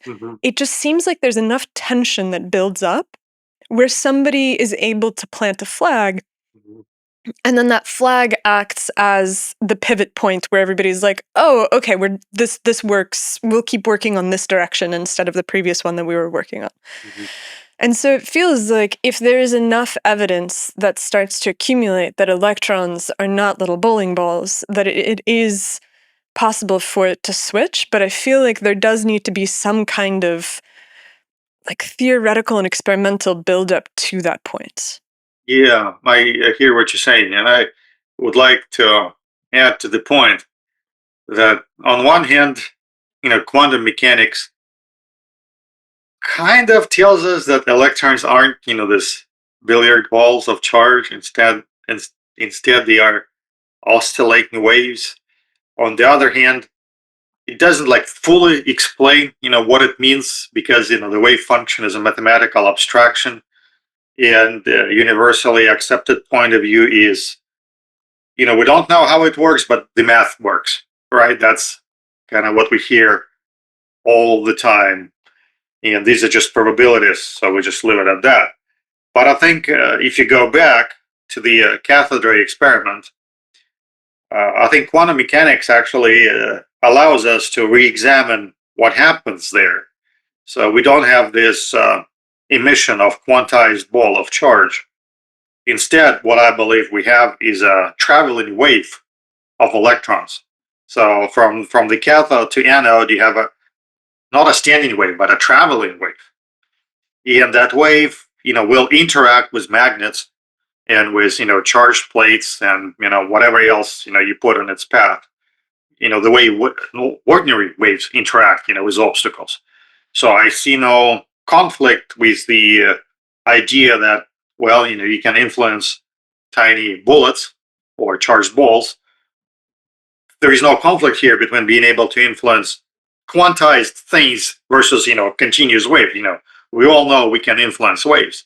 And I think the fact that you see specks of light when electrons, let's say, hit the screen, and you say that's, where the electron hit. Well, I don't think, we see that. What we see is quote unquote measurement, what is known as measurement in quantum mechanics, is when waves interact. And when waves interact, well, they either get reflected or diffracted, or they shift their frequency or something else happens. You see this interaction, but in my mind, it doesn't prove the particle nature. To me, initially I thought the particles were primary, and now I tend to think that nature is continuous, and what we ascribe to be a particle is our perception of an interaction that happens to be an event, right? quantized, or this point like it's where the wave bounces off. We say, oh, that's a particle. No, it's just where the wave bounced off. It was continuous all along. It's just that cusp. To us looks like a point. So say, oh yeah, that's a particle. Well, I think it's just our perception of what we think of a particle. I think it's a fact of measurement. Well, for all of these, like the atom has to change shape too, which is really quite interesting, right? So you have a light transition or electron transition. You're actually talking about rearrangement of its action. I mean, in so much as the electron is the outer surface of the atom, which, the chemists all are on board with at least. And I guess the wave equation for the electron being used to model the surface of the atom. This is one of those situations where it's like, what is an electron? But at least in some contexts, people treat it as the outer surface of the atom, and it is changing shape. So if you have discrete shape changes of a harmonic structure, it's like not particularly shocking that it should be quantized at the end of the day as well. Because all of these measurements reflect some state change, literally a shape change of the surface of the atom at the end of the day. Yeah, and in fact, this very moment, we have powerful enough microscopes, like atomic force microscopes or other kinds of microscopes that are able to resolve the shapes of orbitals. Excuse me. I haven't seen those. I'd be super interested. I've seen most of the AFM pictures I see are just the typical spherical atom looking thing. No, they resolved P and S and D. Yeah. Really? You Google, you find images. I remember seeing a really interesting paper, and I don't remember, they must have used atomic force microscopy, where they basically constructed this chain of carbon atoms, and then they electrified the chain through the cantilever, and then they were able to image the changing shape of the orbitals. So cool. I don't know. I think that AFM was involved in the sense of being the scaffold for the cantilever and the chain of atoms, and then I feel like they were using some kind of radiation scattering to be able to image the change in the deflection of the last atom in the chain, which goes from being basically like the spherical s orbital, and then as they drive it, it changes shape into a dumbbell, and then I think they even have like one of the clover patterns. Let me see if I can dig it up. Yes, you can find it. Yes, there are. So very sophisticated imaging techniques. They were able to scan the orbitals and individual atoms and molecules, and confirmed, the expectations from quantum mechanics. So and it's like it's a harmonic world, I think, is what it points to. Exactly.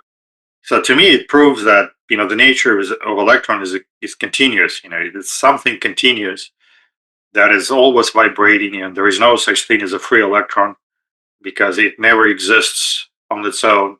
So what we perceive as an electron particle flying from filament to screen, as I said, it's a traveling wave, and the reason we can perceive it as a particle, let's say when we shine light, it's the act of measurement.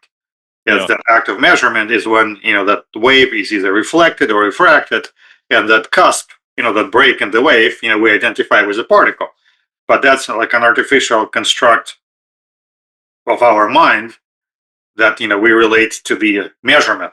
So I think the fact that we measure things in discrete bunches gives us this idea of particles that we cling to, because you conduct a measurement and it's like a slice through reality. Reality is like a movie, right? It's a continuous sequence of frames. We conduct a measurement, so we slice through it and we view it. Oh, it's quantum of something, right? It's a bunch of particles, but it's only because we sliced it, because before it was continuous.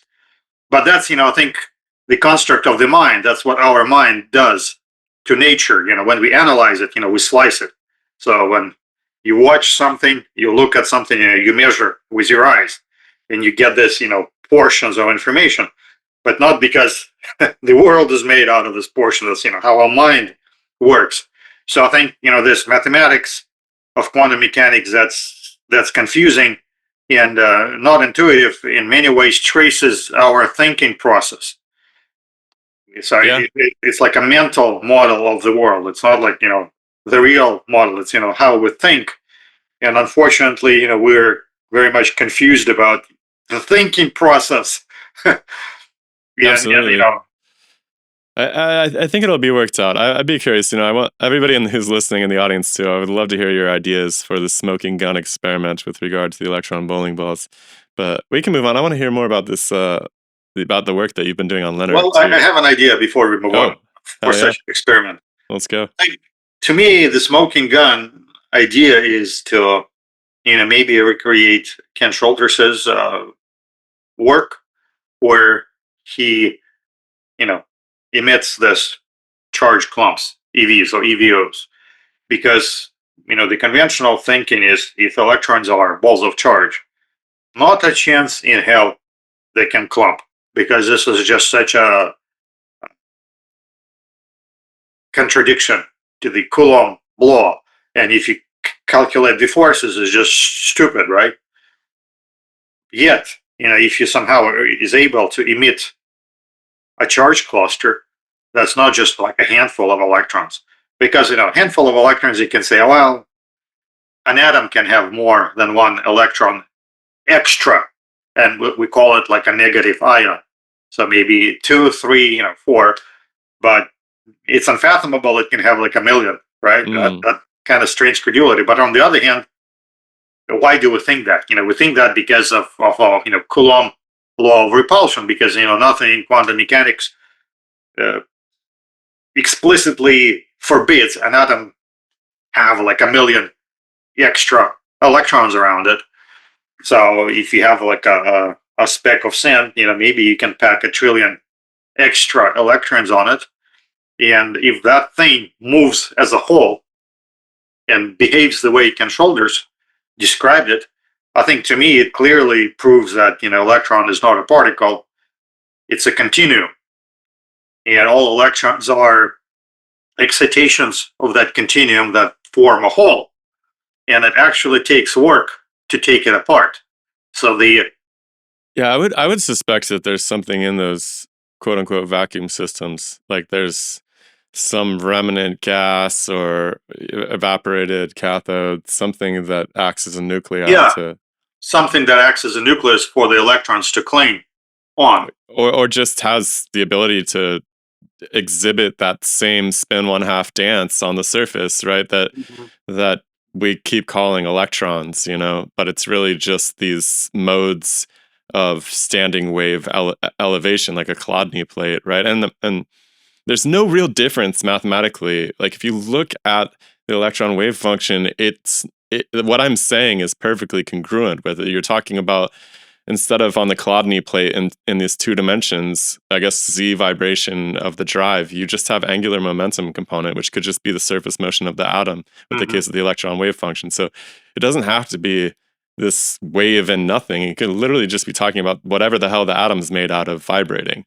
at different modes of excitation. So you might have some sort of contaminant in that system. It could be really, really small amounts, because we don't know what the hell happens to an atom when it's completely depressurized. Maybe it changes. Maybe its spatial extent is much different. Maybe it has very different vibratory properties. We don't totally understand that. So it'd be very hard to narrow that one down to being just electrons without any atoms involved too. Mm-hmm. Yeah, and I agree with you that we need to discard the notion of a charged ball. It's such a outdated abstraction that hardly has any uses beyond 6th grade of physics at middle school. And Yeah, it's a way of oversimplifying a system so that you can do accounting and complete your chemistry worksheets. You said something interesting though, which is the continuum. Do Yeah, you ascribe to some sort of ether theory or some of sort of course. substance? Okay, so let's I talk mean, about that how a little else? bit. I think it's plainly obvious to everyone. It's just nobody saying the word. Even Einstein basically returned ether when he transitioned from special relativity to general relativity. And He called it a non-kinematic ether, which causes me no amount of pain because he does not appear to have ever qualified what the hell he meant by that. yeah, well, call it however you want. It's a continuum. World is not empty, and even this idealized picture of electron, which we dislike, the ball of static charge, it's freaking infinite in all directions. So in this abstract model, electron actually is infinite. It occupies the entire universe. And that's why electrons interact even great distance apart, because their fields never decay to zero. They're infinite in all directions. So you have two electrons, they basically overlap. So you have a bunch of electrons, they overlap massively. So it's very hard to come up with an abstraction of an isolated system. And that's why, when scientists deal with plasma, they say, oh, plasma is electrically neutral because of Debye screening, and they go through some, simplifying gymnastics to show that, beyond certain range, it all kind of balances out. So therefore, we can neglect it. But, like in every assumption, we need to make sure the assumption is still true when we examine a new experiment. It may not necessarily be, especially when you deal with transient events. So when something is in transition, like we don't understand how electrons like switch orbitals, for example, right? But ever since I was in college, to me it was obvious that any kind of step-like transition is just too fast for us to resolve. Like if you look in a telescope, you see a step. Well, it's not truly a step. You can zoom in and you will see how it's exponentially merges this to that. So I think the same thing with quantum mechanics is this transitions are too fast, but eventually we'll learn to observe them, and eventually we'll see how this continuum behaves, because we already are able to see some of it with microscopes. We can see the electron orbitals, which we thought were just mathematical things, but now we can see them. So I'm sure we'll figure out how to see electron jumping from one orbit to another, and it will not be like a ball moving. You will see like the cymatics, sand vibrating on a plate. You'll see that pattern kind of shift and form, and I think that's what it is. The electrons are just stable vibrations, and all other transients are unstable. One vibration changes into another. It cannot take too long because it's unstable pattern. It kind of falls apart. It's all kind of like ripples in the water, what we see. And if you see the world in this way, I think that all of a sudden charge begins to make sense, because if the harmonic oscillations of one atom are raised to some next level, then it has excess energy that it can transmit to a different atom, which will vibrate in some different way, but that exchange requires them to be harmonically compatible. Like they have to be in similar states, and all of a sudden charge isn't just some like weird, odd intrinsic feature, it's a harmonic property of objects. Yeah, which Yeah. reminds me, I've seen a paper a while back. Some physicist wrote a paper on the hydrodynamic equivalent of charge. So if you consider like water flow and water pressure, and just how water or any kind of liquid behaves when you pump it, he was able to come up with what charge would mean in that hydrodynamic system. And I don't recall the details now, but basically charge wasn't primary. It was some feature of the system. And even from the Maxwell's equations, what charge is a divergence of electric field. So if you equate electric field with flow of fluid, it's divergence of the flow, you know, gives you charge. So it's not like a fundamental property, it's an emergent property. Yeah, I think there's a real clue in there in the wave equation too, because it does seem to be an angular momentum wave. That's what's really quite interesting. So you're talking, I mean, for me, it seems like there's some surface motion of on the atom itself. I mean, in so much as the electron is the outer surface, and you're talking about a wave, which is that oscillation of that material. It's churning throughout the atom, and it has an angular component, and that is the excess momentum where it's stored in a charged entity versus a non-charged entity. Yeah. I think the picture gets a little bit clearer when you see it that way. There's I mean, there's a basically spatial CFD. component of the equation as well, but that's a different that might actually expand. That's what you were talking about when you said that the electrons extend indefinitely. It's like you're less likely to find them at a distance, but they do. The fundamental spatial component of the wave equation show, like, which has been empirically vetted for over and over again, does seem to indicate that the extent of the surface of the atom is extensive in some way. Okay, so I want to transition a little bit, and I wanted to ask you something. So we were talking earlier about LENR, so these low energy nuclear reactions. And you're saying that you, at Maximus Energy, you work on making these neutron detectors, and so Yes. all of this experimental equipment to be able to see if something is actually happening. Yes. And then we were also talking about measurement, which is the fact that if you are performing a measurement, you have to be able to make some assumptions about what to expect. And so you design your detector in order to fit with that.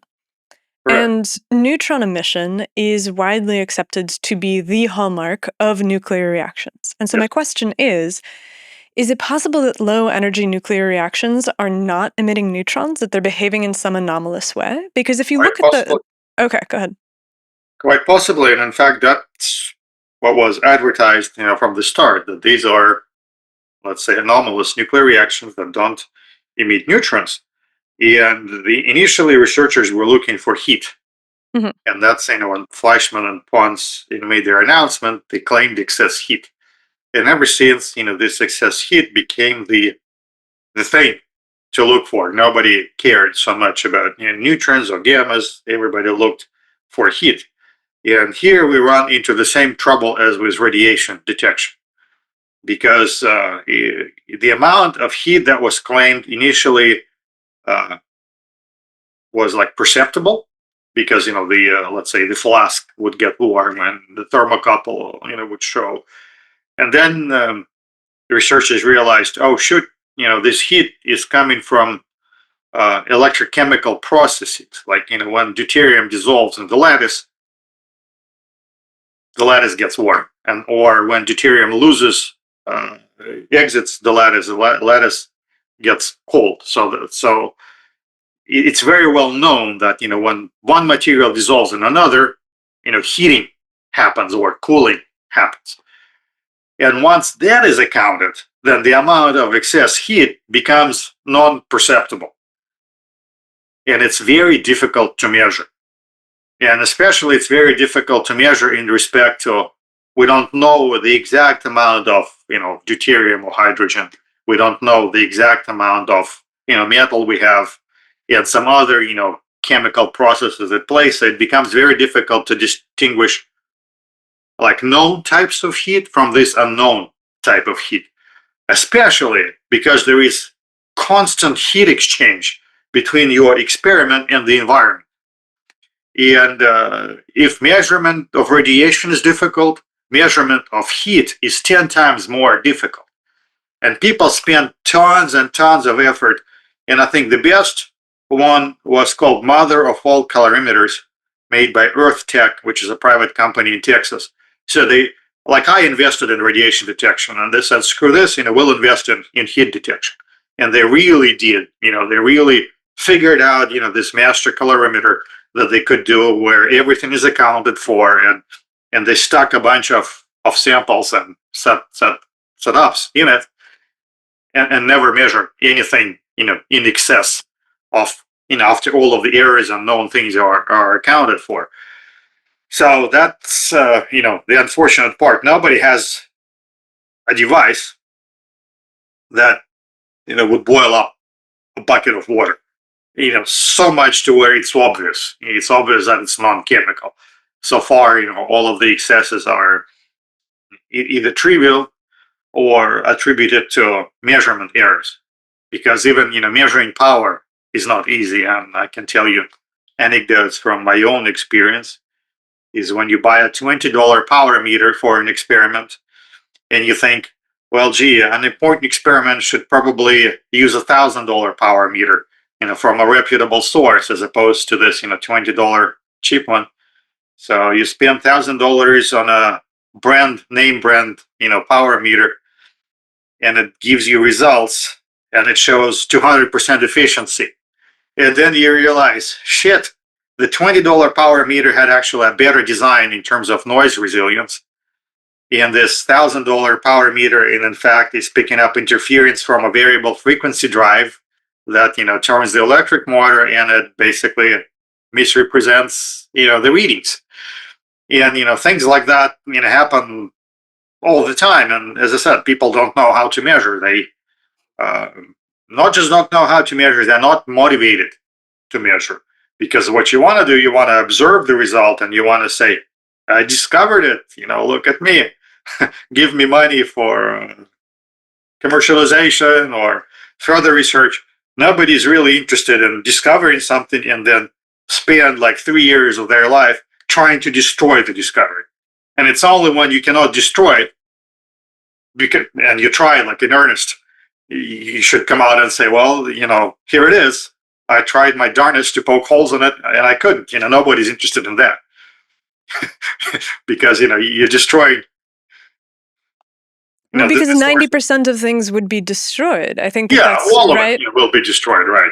And you don't get any money and any joy, So you should only do it, if you like destroying your work. And that's, I think, what true scientists are.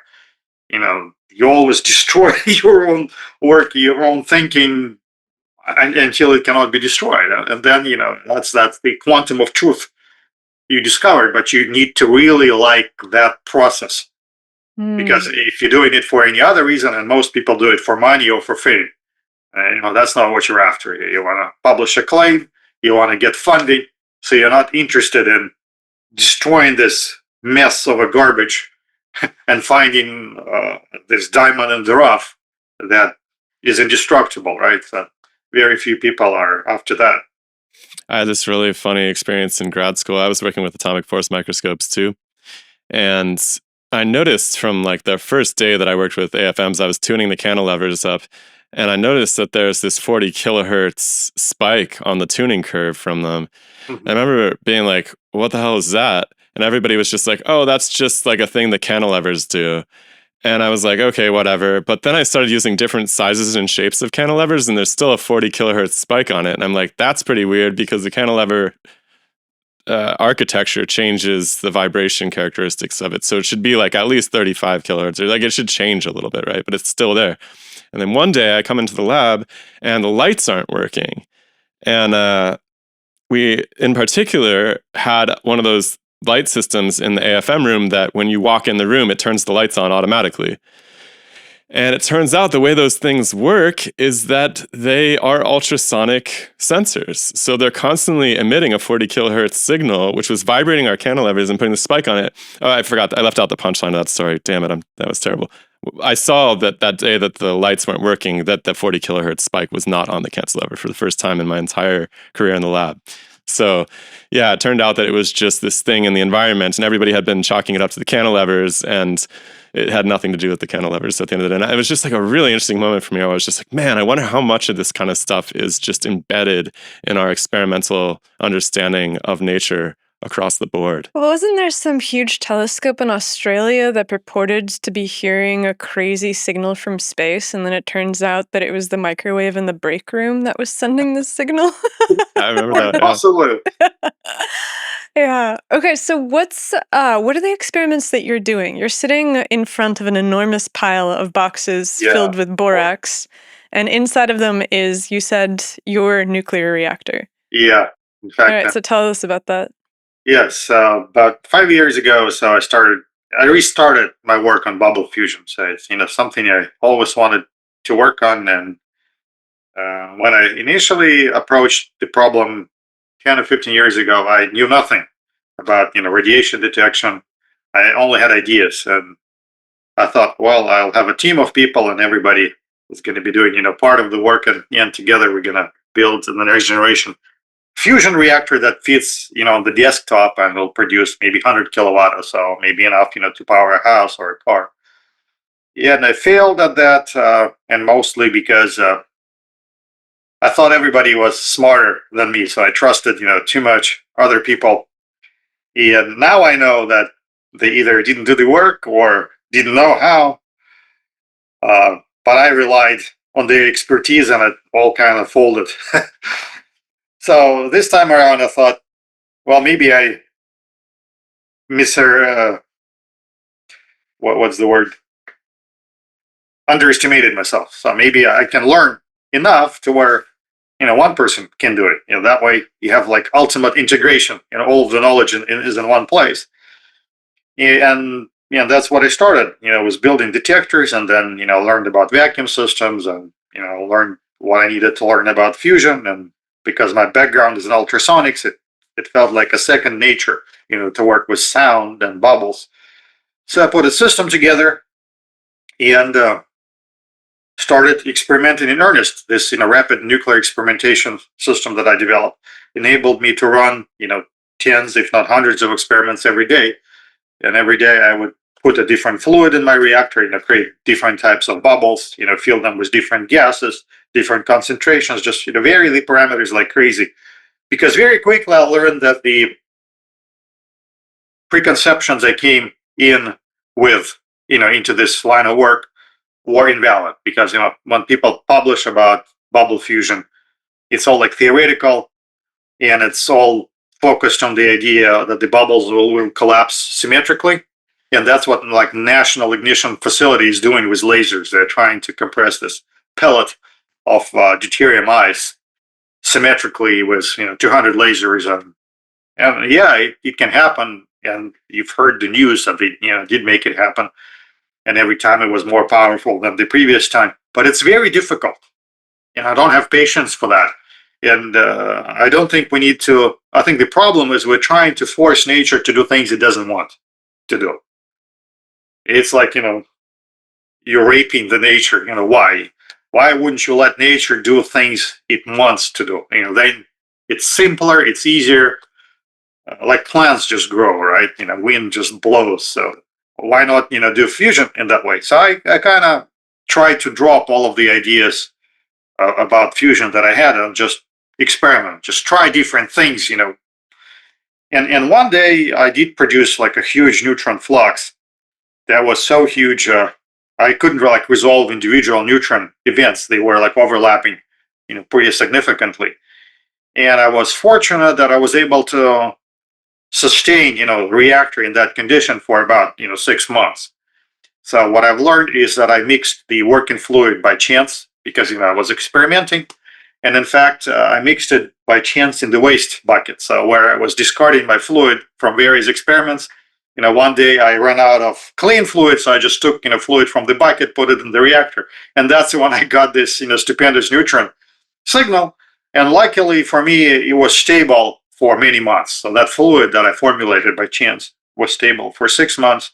But you have no idea what's in the fluid. Well, I have some idea. So no idea to be correct. I don't know exactly, the proportions and everything, but I know what was in it, like in principle. But unfortunately, there are like many permutations of, what it could be. But where I'm leading to, so this 6 months, I was focused on trying to disprove my result. So, I didn't say anything to anybody. I was just doing measurement after measurement after measurement, making sure that, what I'm detecting is in fact neutrons. And also it was, 4 years ago, I didn't know as much about neutrons then as I do now. So my technique wasn't yet polished. So the effort was really show that these are neutrons. And at the end of 6 months, I was able to check every box, like in my rule book, to show that these were neutrons indeed. And that was enough for me to write a paper and publish it in Nature Scientific Reports. And it became, one of the top downloaded, papers in that field. And on one hand, I was happy because, I did see unusual behavior, something that should have been impossible. I did see it, and it was possible, and it was a novel, fusion process. But I didn't learn enough to teach another person to do it. That's where I fell short, and that's what I don't like about this experience, because I really need to figure out, how and why it happened. And to me, I think you'll like this part, because I had this preconceived notions of how fusion should work. So the next 3 years I spent on, all right, I think this is how fusion works. So how about I structure my experiment around that idea? And I was so sure that it's got to be it that I devoted all of my energy to it. And at the end of the year, there was no result. So I would go back, to the drawing board and say, okay, well, if it wasn't this, maybe it was that. And I would, spend another year. So after 3 years of this fruitless effort, I kind of put it on a back burner. And then 3 weeks ago or so, maybe 2 months now, I was flipping through my notes, and the first thing that I see is a picture of oil in the reactor, and the surface of oil is not flat, it's curved as the surface, as when you see the moon in the sky. It's like this crescent shape. And I recall that, oil was actually charged when I was pumping it, because my pipes were Teflon, dielectric, and oil is dielectric, rubbing on dielectric. It was developing pretty significant charge to when the oil was entering the reactor. It was charged so much where it couldn't stay flat. It was curving, forming this pretty significant crescent. The meniscus? Yes. Well, it literally looked like crescent of the moon. So we're not talking you need a looking glass or something to see it. We're talking few inches of curvature. It was that massive. So, you can call it a meniscus, but it had this crescent shape because of the sides of the vessel. It was 2 inches higher than in the middle, because oil was trying to climb up the surface of the vessel because it was so charged. And I thought to myself, but that's one thing I haven't tried. I never thought that maybe electrostatically charging the oil is important. And part of that charging, in my experiments that were successful, that charging was happening when I was filtering the oil, because I was reusing the oil when it would be dirty. I would run it through the filter, and it was a paper filter, just conventional oil filter, which is paper based, and that was creating the most significant charge. But I also had a particle size analyzer that was using a small side stream of oil, also through Teflon tubing. And I was also charging, and that was running continuously, so maintaining the charge. And later, I quit using it because, I didn't think measuring particle size distribution was important. So I quit, maintaining the charge in the system. So when 2 months ago, I realized that, one thing I overlooked was the electrostatic charging, I created a new experiment where I, on purpose, charged oil. And my neutron counts, improved. I wouldn't say, they returned to the level I've seen them, 3 years ago, but they've improved from nothing, to something. And that kind of inspired me to let's say restart this bubble fusion project. And now I have a partner that came in and put some money, and together we are going to see if I can discover the mechanism of what's happening, because I don't believe what I'm seeing is conventional fusion. I wouldn't call it cold fusion either. I just don't know. I hate assigning labels, but I think I have a new path to explore, that the oil needs to be charged, and see if I can recreate fusion and neutron flux at the same level I've seen before, and then break it down and distill it to what's actually happening. And my best idea for now is that I use this deuterium, titanium with deuterium in it, particles, powder.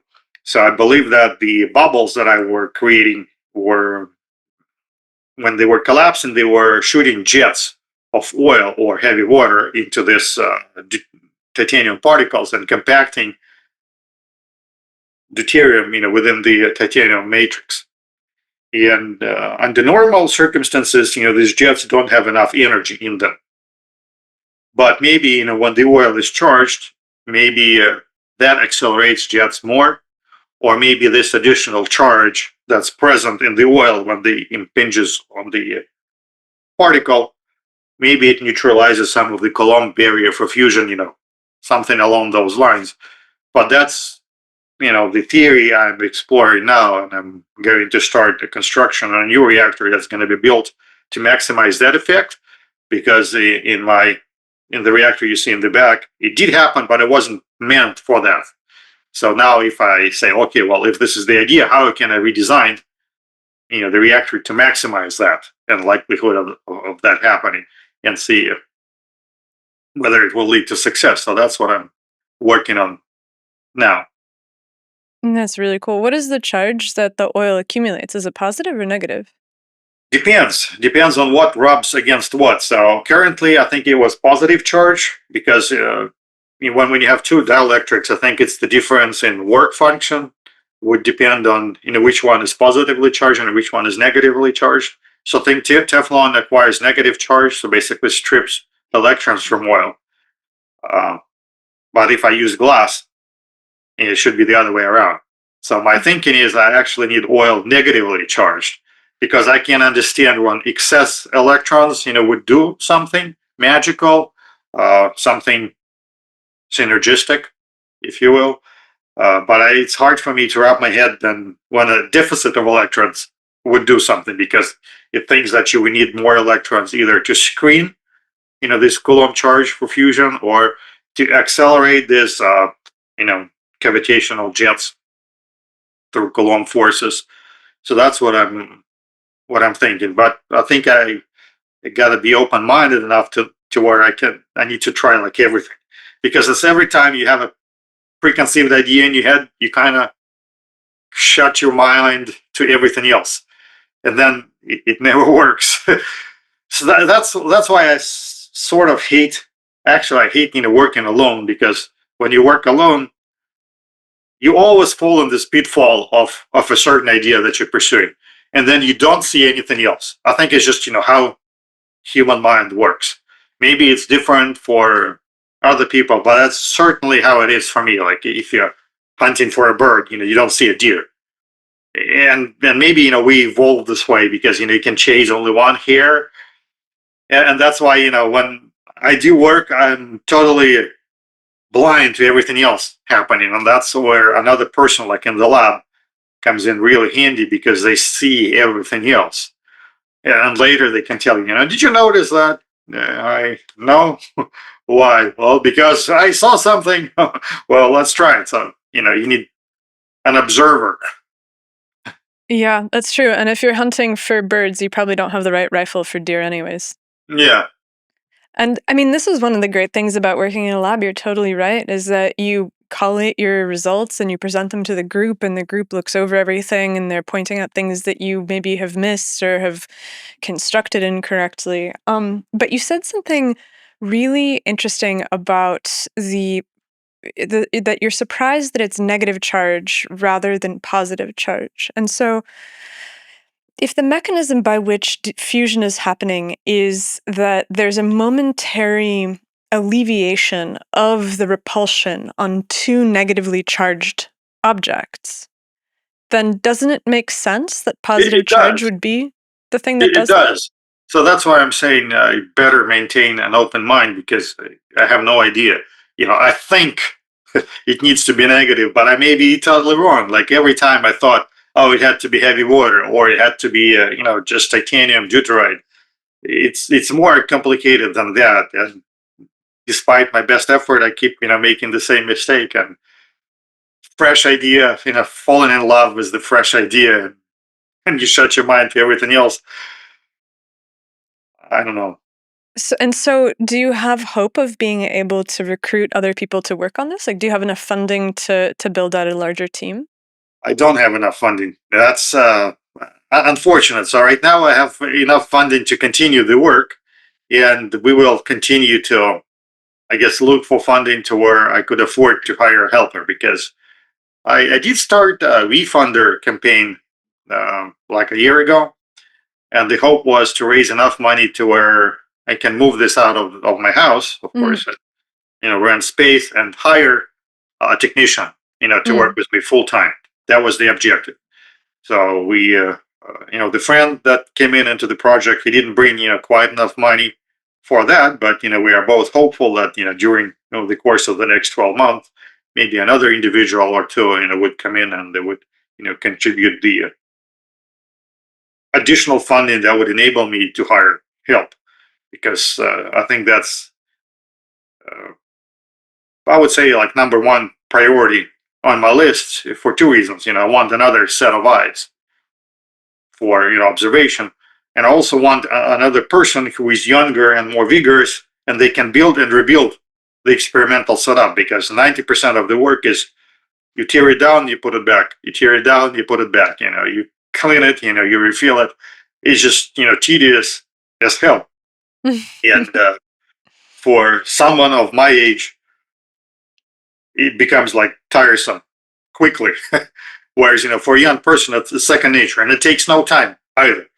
It's like you cannot be good at everything. You are good at some things and not so good at other things. So the things that you're not good at, takes time and disproportionate amount of energy versus things that you're good at, right?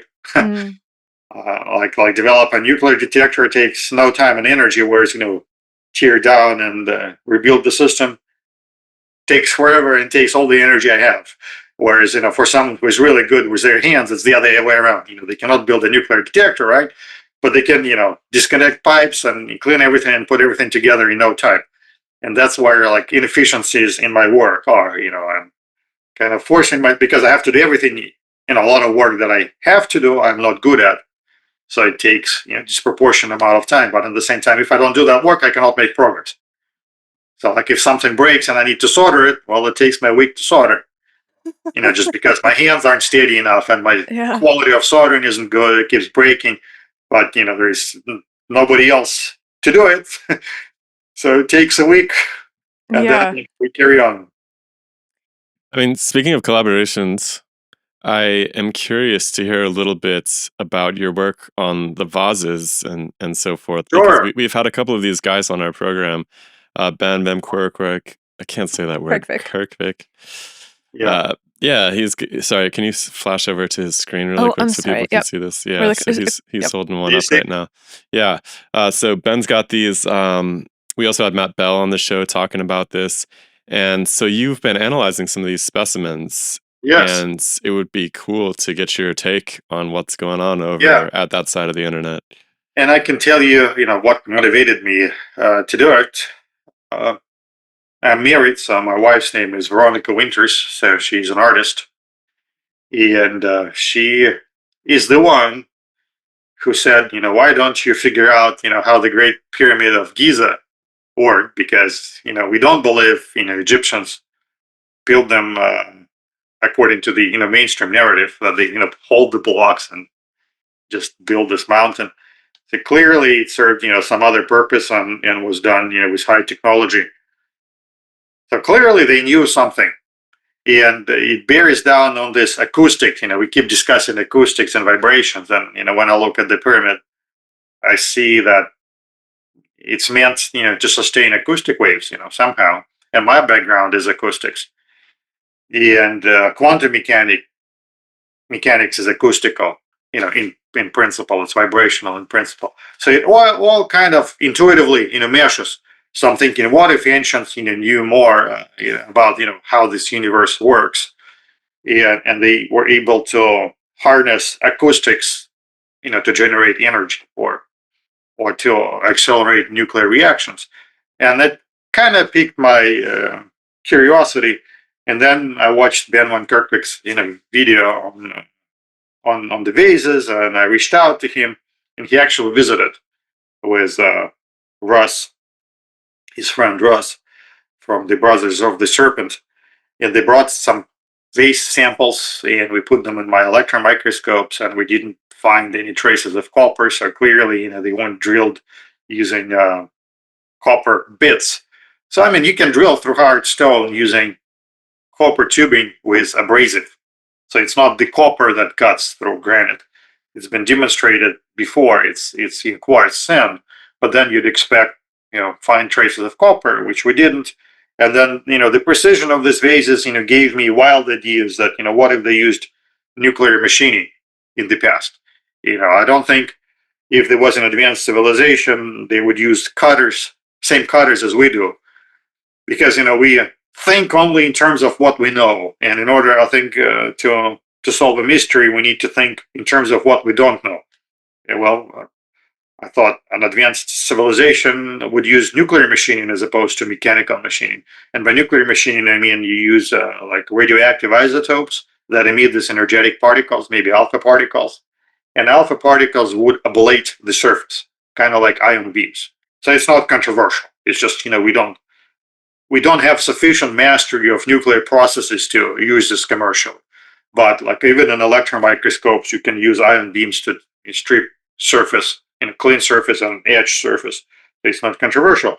But more interesting idea if you have like a beta source, then you would saturate an object with electrons. And I think that if you oversaturate a dielectric with electrons, its plastic properties will change.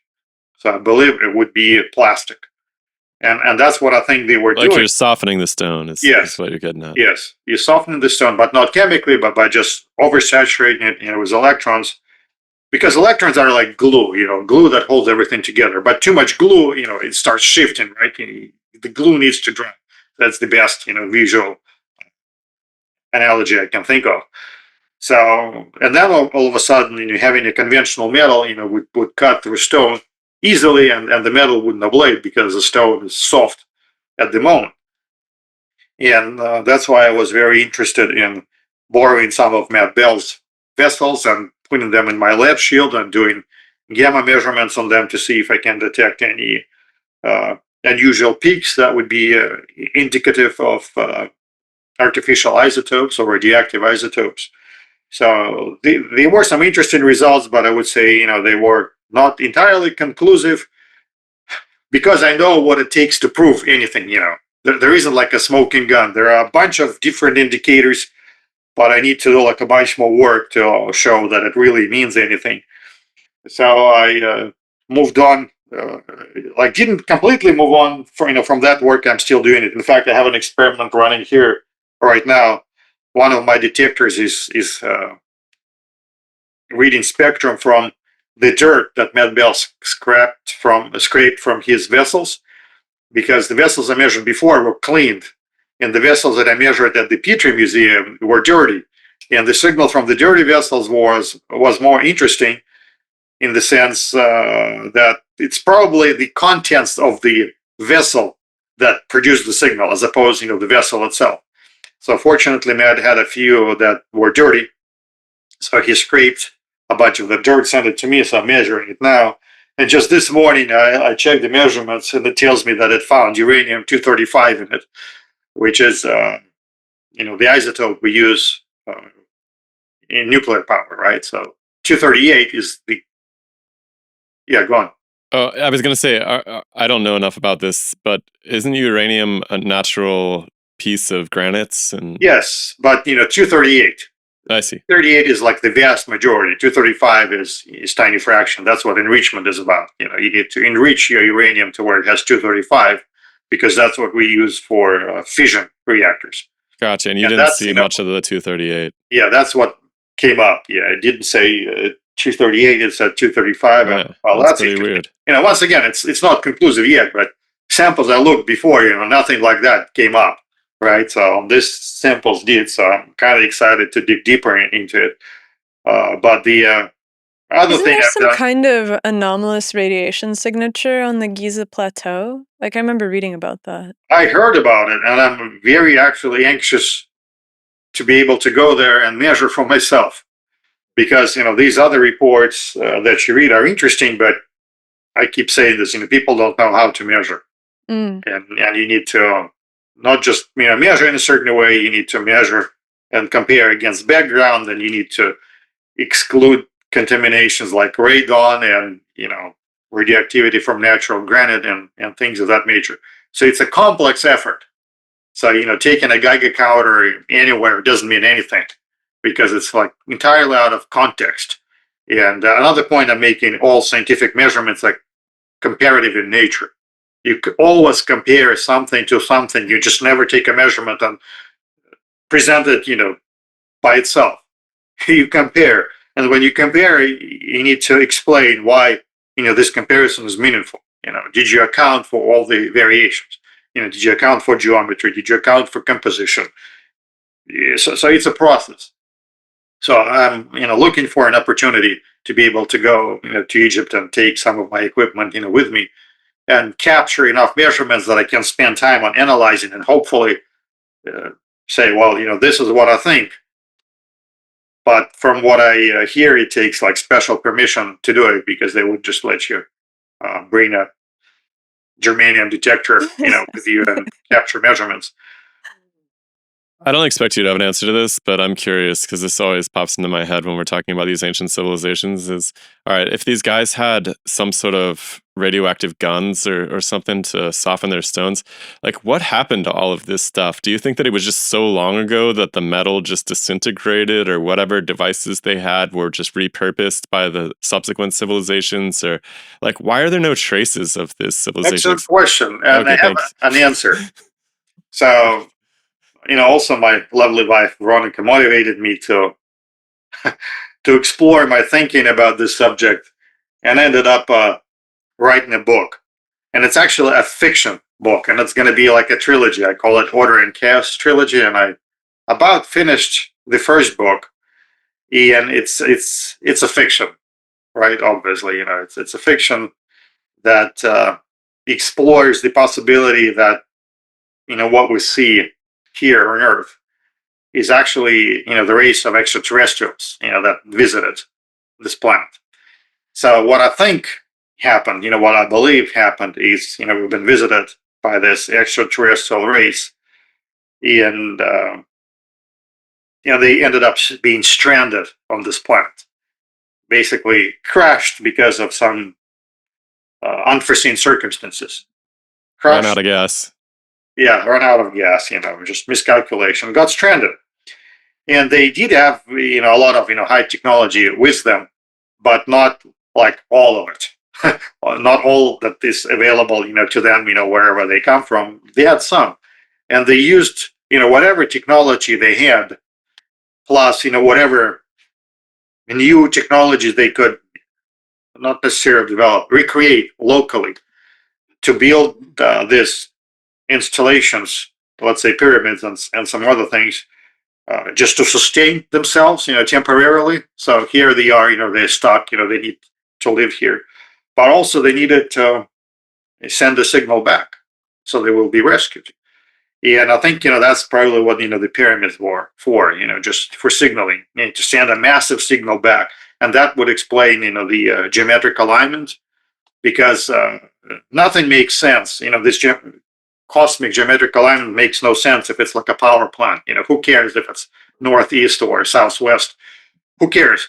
It only matters if it's like space communication, because then this obsession with time and keeping track of time, why is this important? It's not important unless you're trying to communicate, with space. It's only then, you need to calculate the orbits and know when, this object is going to be where it can send a beam in the direction that you need. That's like the only logical explanation I can find why the obsession with keeping track of time and why obsession with orientation. It's only, when you want to send a signal back. And that's why, the structure was huge, because you need to send a huge signal. So it covers, a lot of space, and, with primitive or rudimentary technology, you cannot be super efficient. And I think they were rescued, eventually, and they left. Yeah, and we're left, with their legacy that it was not meant for us, it was meant for them. So everything, all the equipment that they wanted, they took. The rest of it, because it's been, thousands of years, basically degraded to rust. There is tons of rust on Giza Plateau. So maybe that's the remnants of their dollies and carts and whatever, they used. It's now freaking rust. But there is enough parts that's left. And that's why I thought that, this could be parts that they were making. They didn't have metals, but they would make parts out of stone or some other materials that were available locally. And that's why some of these ancient artifacts, they say, oh, it's a vase. And you look at it, I don't think it's a vase. It looks more like a gasket to me, or it looks like or like that weird turbine thing. Yeah, or impeller, right? The schist disc, right? There are plenty of those. Or if you look at the Egyptian frescoes, they clearly depict technical devices. This jet column. Come on, it's not a spine of Osiris. Or there's other things that they hold, like the Ankh. Clearly it's some technology.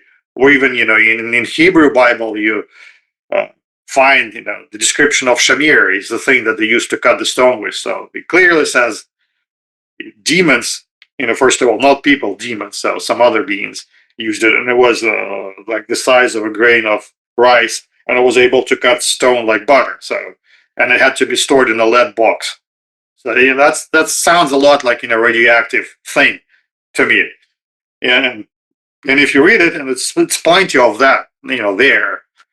So I love the absolute contrast between the conversation about nuclear reactions and electricity and everything else, and then the just absolutely matter-of-fact way that you propose the theory of alien visitors in Egypt. I mean, it doesn't seem completely out of the question. Well, yeah, and it's also there's like a lot of masking effects. These kind of theories are so frustrating because there's no way to really ever know is the thing. Like the subsequent peoples could repurpose any structures. I mean, not even leaping to aliens, but even if it was 30,000 years in the past and somebody just came along and they're like, oh, well, we should build pyramids too. And then all of a sudden they're building pyramids and then all evidence points to these guys did it. And it's like very, very difficult to ever put your direct finger. But I agree, like the ancient literature is full of these stories of these knowledgeable peoples coming and teaching them. And I don't know what that means. Maybe it's a pre-Ice Age civilization. Others propose this. Oh, forever, right? Like the Book of Enoch and the Dead Sea Scrolls and all this stuff. It's completely far out. Yeah, I mean, they literally tell us, gods came from above. And then I think the best illustration of this is the correct theory is, the cargo cult. It's when Americans, visited a Pacific island and, natives saw them as gods and they started emulating them, making bamboo airplanes and, wearing coconuts for headphones. It's exactly, what we see, us doing now when we continue our religious practices.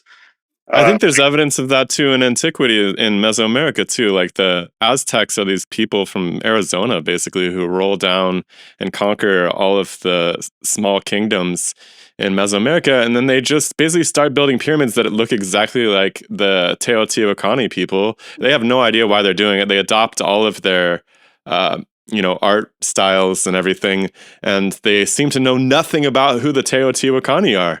But they realize that people have some sort of distant reverence for these people, and they're like, hey, we should pick up on that and roll with that. It's a very powerful aesthetic. And so they start building pyramids that look like them. They don't know who they are. They don't care. They're just like, that's the way people go around here. Or even, the concept of a prayer, you talk to God, you ask, for help. And if God is a visitor, you talk to him, you ask for help, he helps. And then, God backed up and left. But we keep, asking for help, and now we ascribe, supernatural aspect to it, and it doesn't work. Where, before it worked because, the meaning was different, but now it's totally different, and, tradition is different, and then they acquired a meaning of its own, and but that's, not how it started, so. I like the idea that they haven't been back because they got stuck on this godforsaken hellhole of a planet and we're like, never again. Like they got stuck, they had to build the pyramids, they suffered for so long, they finally got rescued and they're like, absolutely not. It's like, Robinson Crusoe, got stuck on an island, right? Except that, for Crusoe, it was the island that was habitable. And I think for these beings, if this theory is true, I think Earth wasn't that nice to them, Their planet was different, so they could barely scrape by. So it was like hostile. I'm originally from Russia, but I don't like cold. You throw me back in the cold climate, I'd be miserable. I would want to get out of it. So take yourself out your comfort zone. Put somewhere where you can barely hang on, and you'll do everything in your power to get away. Yeah, and of course, why would you come back? And who knows? Maybe they are back. Maybe they're doing exploration. I think People do report getting abducted and having scientific studies done on them. well, I believe that's the work of the U.S. government, but I also do believe that, and I have a funny idea why.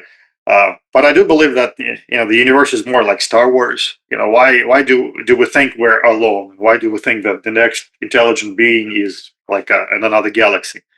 I think it's far more plausible that the universe is teeming with life, and to the same extent Earth is teeming with life, because everywhere you dig a shovel and you find something, right? We find like something miles down in the rock, and this planet is just overflowing with life. What is to say that other planets aren't like that? But the case, it should be a bunch of visitors. Why is this? Why is this? It would make a ton of sense. There's also just the really troubling fact that all of everything we think of as human just appeared one day after the ice ages. Basically, it's very, very, very strange to me. It's like if you were just watching, we don't see other animals, even very in defense of the mainstream, it was several thousand years. What do you mean? Well, just the appearance of modernity was not. Well, I mean, people learned how to make fire. This wasn't after the Ice Age, but people learned how to make fire, developed complex religious abstractions, language. This is all supposed to have happened, maybe tens of thousands of years ago, but it's very sudden. It would be the equivalent of all of a sudden, dolphins are building ports with lighthouses one day or something. I don't know. It's like an intelligent animal just leaping to this huge level of development is just this kind of step function is so weird and bizarre. There is a smoking gun too. It's now a DNA, 3% or so of human DNA so far hasn't been matched to any known DNA in the animal kingdom. In the way scientists explain it, you haven't heard of it? No. 3% seems high. I thought we were 99% chimps. Okay, so the 99% chimp stuff is just honestly. Well, it's just whatever else we have matches chimps, right? But let's say 3% DNA. I think it's 3, but I'm not sure. Hasn't been matched to anything. Not any other microbes or and it's totally external code. And they say, oh, it's a horizontal transfer. So what does it mean? It means that according to scientists, at some point, human genome somehow adopted a portion of DNA that came from an unknown microbe. So that's an explanation. Basically, you have a book with a bunch of pages, and there is a page that doesn't belong there. Well, it's horizontal transfer. But you can equally explain it. Human genome was genetically experimented by higher beings that help monkeys evolve faster, and that's why everybody has a bad back. They're like, hey, monkeys, you want some CRISPR-Cas? They're like, all right, why not? And then next thing you know, they're because physiologists say there are so many problems with physiology, why everyone's back hurt. Because we sit too much. Other animals don't suffer, the same, skeletal, muscular things, we suffer from on a daily basis. You don't see limping deer. They don't live long enough. It's fine, but every person has a bad back. What's wrong with that? Well, yeah, I think we probably live way longer than we used to, for starters. Yeah, we didn't. Yeah, I wonder if a lot of these things, cancer and heart disease and bad backs, they weren't a problem because nobody was living past 45 at some point. Good point, but I think there's more to it. There probably is. There always is. I cannot easily find a reference to 3% of the DNA not matching anything, but if you can find it, that would be very, very maybe if you Google horizontal transfer in human DNA, you'll find the proportion. Maybe I gave you the number wrong. I'm sure that there's some component of it that doesn't match, because even that statistic of 98.8% similar with chimpanzees isn't totally true. I think that has a lot to do with just maybe coding regions. and not any of the stuff that's around the code, because Yeah. like How all of it do we depends on how define it's the metric? recorded. How do we define the How do metric? we measure it? Do we measure DNA? Okay, so there's one thing that I wanted to hit before we let you go, which is that when you examined the vases, you seemed to find some that you concluded were very, very old and very precise, and there's a different population of vases. Yeah, I'm glad you asked that. So basically, once again, when I start everything like on a fundamental basis. How do you measure? So once again, we have a measurement technique. Everybody claims these vases are unique, but the measurements are like all over the place, and people use different techniques. And because it's a vase, it's not a part. There isn't like an ASTM protocol you can take and say, well, this is how you measure a part. So the first thing I've done, I've developed a measurement technique for rotationally symmetric objects that are, it's rotationally symmetric, but it's not a cylinder, right? It's not a rod, it's not a ball. It's like, general rotation symmetric objects. So I developed a technique, and it gives a quality metric. So the output of that technique is a quality metric. And so basically, like, you set the central axis, and then you see at each point along that axis how much deviation from perfectly symmetric? Basically take a 3D model of the object, I slice it into circles. Well, quasi-circles, right? Circular slices. And then because it's rotational symmetric, the slices are nearly circular. And I determine how well each slice fits to a circle, and I get a RMS error. And then I determine how these individual circles, how concentric they are. So how well they fit, on the same axis. And these two parameters will characterize the outer surface and the inner surface. So we have two surfaces because the objects are hollowed out. So you have outer and inner surface. And by taking, these numbers, let's say, and combining them, I derive a quality metric, and then I'm able to say, all right, modern objects are characterized by the quality metric that has this range of values. And then, handmade objects. So I bought like a bunch of vases that are ground by hand. So there are plenty of artists that, to this day, even in Egypt, they make vases for tourists using the same techniques they've been for thousands of years, just by hand. So I bought a bunch of those, and I say, okay, well, the range of values is this. And then, I went to the museum, to the Petrie Museum, and I scanned a bunch of vases there, and I see what the range of values is there. And then I have this plot, and I put the dots on the scatter plot, and these dots, they not like randomly scattered, they bunch. So all the modern vases, they bunch like in the lower left corner, because that's, where the most precise artifacts are. And that's what you expect, finely made. So slices are very round and very concentric. Everything is on the same axis. Then you have, the handmade vessels.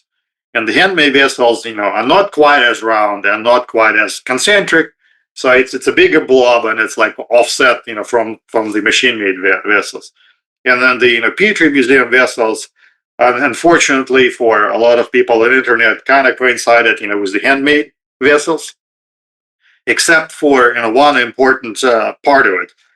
So inside they are hollowed out in a way that's inconsistent, with manual machining, with manual fashioning. And that's, what I'm working on currently. I'm trying to figure out how it was hollowed out, because it was not hollowed out by hand, that I can tell for sure, because, when I compare the quality metric, the handmade metric does not match, what I see here. And what I see on this, Egyptian vessels, on one hand, matches what you would get on a lathe, and it matches the roundness. So whatever tool they used when it scraped, the inside, it removed material in perfect circles, almost like matching in quality the circles you would get, when you cut something on a lathe. But what does not make sense is all of those circles aren't on the same axis. So if it was on a lathe, it would be on the same axis, because, it's fixed, it spins. So it would be both circular and concentric. And what I see here is circular, but not concentric. And the explanation that comes to mind is they had some kind of handheld tool, which had a rotating bit, but that rotating bit was able to vary in size. A Dremel. Well, Dremel, it's fixed size. That's the problem. If you You use can switch Dremel, out the tips, right? yeah, it had to be a version of a Dremel where, like, you push a trigger and the disc gets larger or smaller. I'll So take one of those. and then if you guide that tool by hand, it would produce the pattern that I observe. We don't know of any such tool. I mean, it's if those were aliens, maybe they figured it out somehow. Or another thing I'm considering, if they soften the stone, and then when maybe you rotate the softened stone, because all of a sudden it's not rigid, so maybe it's behaving like more like an elastic body, and if you're trying to cut it on a lathe, yeah, your lathe is stationary, your cutter is stationary, but your object isn't, just because it's like pudding. Well, maybe not exactly, maybe like clay or putty, but it's not like totally in one place. I like that. And maybe some of these objects that I found that are like totally out of whack are really rejects. So when you manufacture something, and that's also not my idea. Somebody else mentioned that when they found a bunch of these objects, they consider them like factory seconds because there were a bunch of broken, a bunch of crooked ones. And that kind of makes sense. When you have like a mass production, you always have rejects for one reason or another. You didn't set it right on the tool, you weren't careful, or let's say you softened it too much, so it kind of, because on some of these objects, when I look at them, like this foot, I think they used to clamp it, with this foot, and then, it was machined off. But on some of them, it's so crooked, it looks like, the object just tilted. Kind of like what would happen if it was clay and you set it and then it kind of went to a side. So maybe like they softened it too much. And do you think that there could be chemical softening processes? I think, but I don't think that advanced beings, use chemistry. It's like primitive societies use fire, and when we move away from fire to natural gas and nuclear energy, and then why would you go back to chemistry? It's primitive. But yeah, I mean, could be chemical. I don't know. I mean, could be chemical, but probably the force. I remember you saying that the class of the super precise vases didn't seem like they were super ancient to you. Yeah, that's true too. And something, I discussed with Matt Bell, because, it's his collection, so I wanted to be careful about it. And the way I go about it is this. It's like you have a court case, and you have sides arguing their positions, and each side presents facts. And I think the job of science or scientists to present facts, right? So I present the facts, but I don't necessarily know what those facts mean, right? And my facts are, well, this ultra precise vases in your collection match like 100% the objects I bought off eBay in terms of this concentricity and circularity. When I plot them side by side, I cannot tell, which one is which. They're like manufacturing quality is identical. Well, that's a fact, right? And the other fact is, when I went to the museum, objects are worn out. You see defects on the surface, right? And some of the nicest objects in his collection, they literally look like they were made yesterday. There isn't like a problem on the surface. And that's so evident, it does not escape him either. He says, yeah, I see it too. The surface is too good. And the lathe marks inside, so I showed him lathe marks from one vase I bought recently, like matches exactly what we see in his. He goes, yeah, I noticed that too. Therefore, I no longer buy objects that have, the same marks and they look too pristine, because, he had his concerns. But I cannot say, those aren't genuine. On one hand, it's very improbable that an object that's purportedly 6,000 years old, with thin walls, like paper thin walls, somebody was able to preserve it, for 6,000 years without like a single nick or ding or crack or as much as a dimple like on the surface. It's just, strange credulity. But at the same time, it's not impossible, right? So you cannot use this to prove. You just say, well, it's unlikely, and then the judgment is subjective, right? So you look at the facts and you decide, well, what's it likely to be, right? Well, he thinks that they probably may not be genuine, but we don't know. But at the same time, a great deal of his objects, matched exactly, the metrics of the museum objects, and the surface is eroded.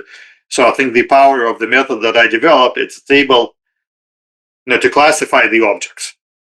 And for some, the judgment is pretty straightforward. You see, the circularity and concentricity matches exactly like, the museum object. It's the same type of stone, same type of surface erosion, same type of general shape. So yeah, everything points it's a genuine object. But of course, a determined forger could pick up a catalog and say, oh, okay, well, I think this is the shape. I'll go to Egypt, I get a stone, hand carve it, and I'll make it look exactly, and then I'll put it in the sand and build it up, for a couple of days in a roller, and will look ancient. So, you cannot tell, but, what are the chances, right? That's where, that's why, to prove a murder, you need a smoking gun, right? Otherwise, it's reasonable doubt. So it's... All right, so we need to invent time travel in order to prove it.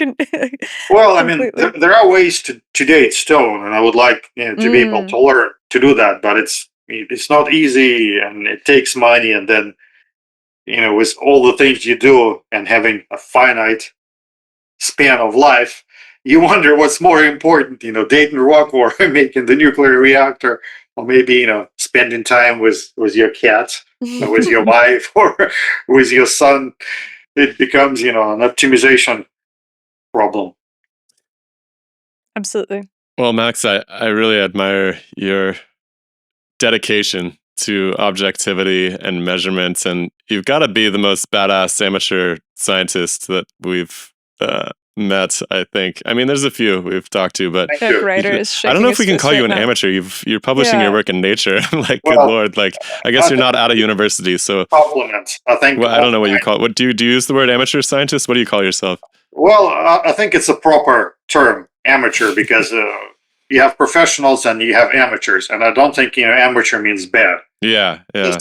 In the past, all scientists were amateurs because they all had jobs. Yeah, 100%. Newton had a job in treasury. His job was treasury. Catch forgers. Science, was his vocation. It was his hobby, and that was true for all scientists until recently. And all of a sudden, in 20th century, we have this layer of professional scientists that get paid to do science, and I think it's wrong, because that's why we don't see any progress, because your motivation is now totally different, and that's unfortunately a sociological issue. So once money enters the equation, it's all about money.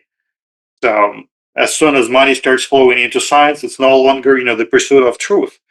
It's no longer about education. It's all about money, and so I don't think you can truly make progress unless you're amateur, because because to stay at what I do, you really need to love it and find resources to do it, and then what motivates you: curiosity and the quest of truth.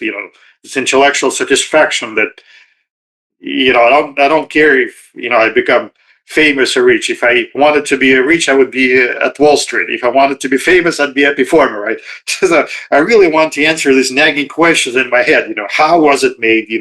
Who was here before us? How? What is an electron, right? What is an electron? I don't know why it bothers me, but that's what bothers me. And who's I'm with you. I feel the same way, absolutely. And I love that you're making amateur great again. Yeah, I think that is a way forward. 100%. We need to return science to amateurs, and then we'll start seeing some progress again. I love that. Well, we'll let you get on with your day. I think we should meet up again after you've solved more of the mysteries on the table here. And when you put your books out, Order in Chaos Trilogy, this sounds right up our alley. I think the website is orderingchaosbook.com, but I hope to finish, the first book by the end of the year. As I said, the draft is finished, but I need to edit it a few more times. Make sure it's consistent, and maybe next 2 or 3 years, additional books will come out. Excellent. And then your wife's work is also really cool. I looked it up. Oh, great. Thank you. She makes these really beautiful, is it oil paintings? Oil painting and colored pencil. Yeah, she is really into visionary art. So all the things, we discuss including sacred geometry and and visions and surreal stuff. She incorporates and the societal issues that we cannot neglect. The erosion of freedom and everything. She all kind of crams it in her work and tries to express it. So do you want to say her website really quick so people can check it out? Yeah, it's veronicasart.com. One word, no apostrophe. veronicasart.com. Yeah, Nice. she's we've we've really known each other before she was born. So it's an interesting story, to discuss. Like your families were friends. Yeah, our families were friends, and her mom came to visit my mom when my mom gave birth to me, and she was pregnant. It was Veronica. That's how we met. Oh, wow. I thought you were talking about the astral plane or something. No, before she was born. Yeah, really. I was worried you're about to be like, yeah. So when I was like 20, she was like, I knew her mom, and never mind. No, that's beautiful. All right, Max. And then one last thing before you go. Do you have a website that people can check out too to follow your work? Yes, maximus.energy.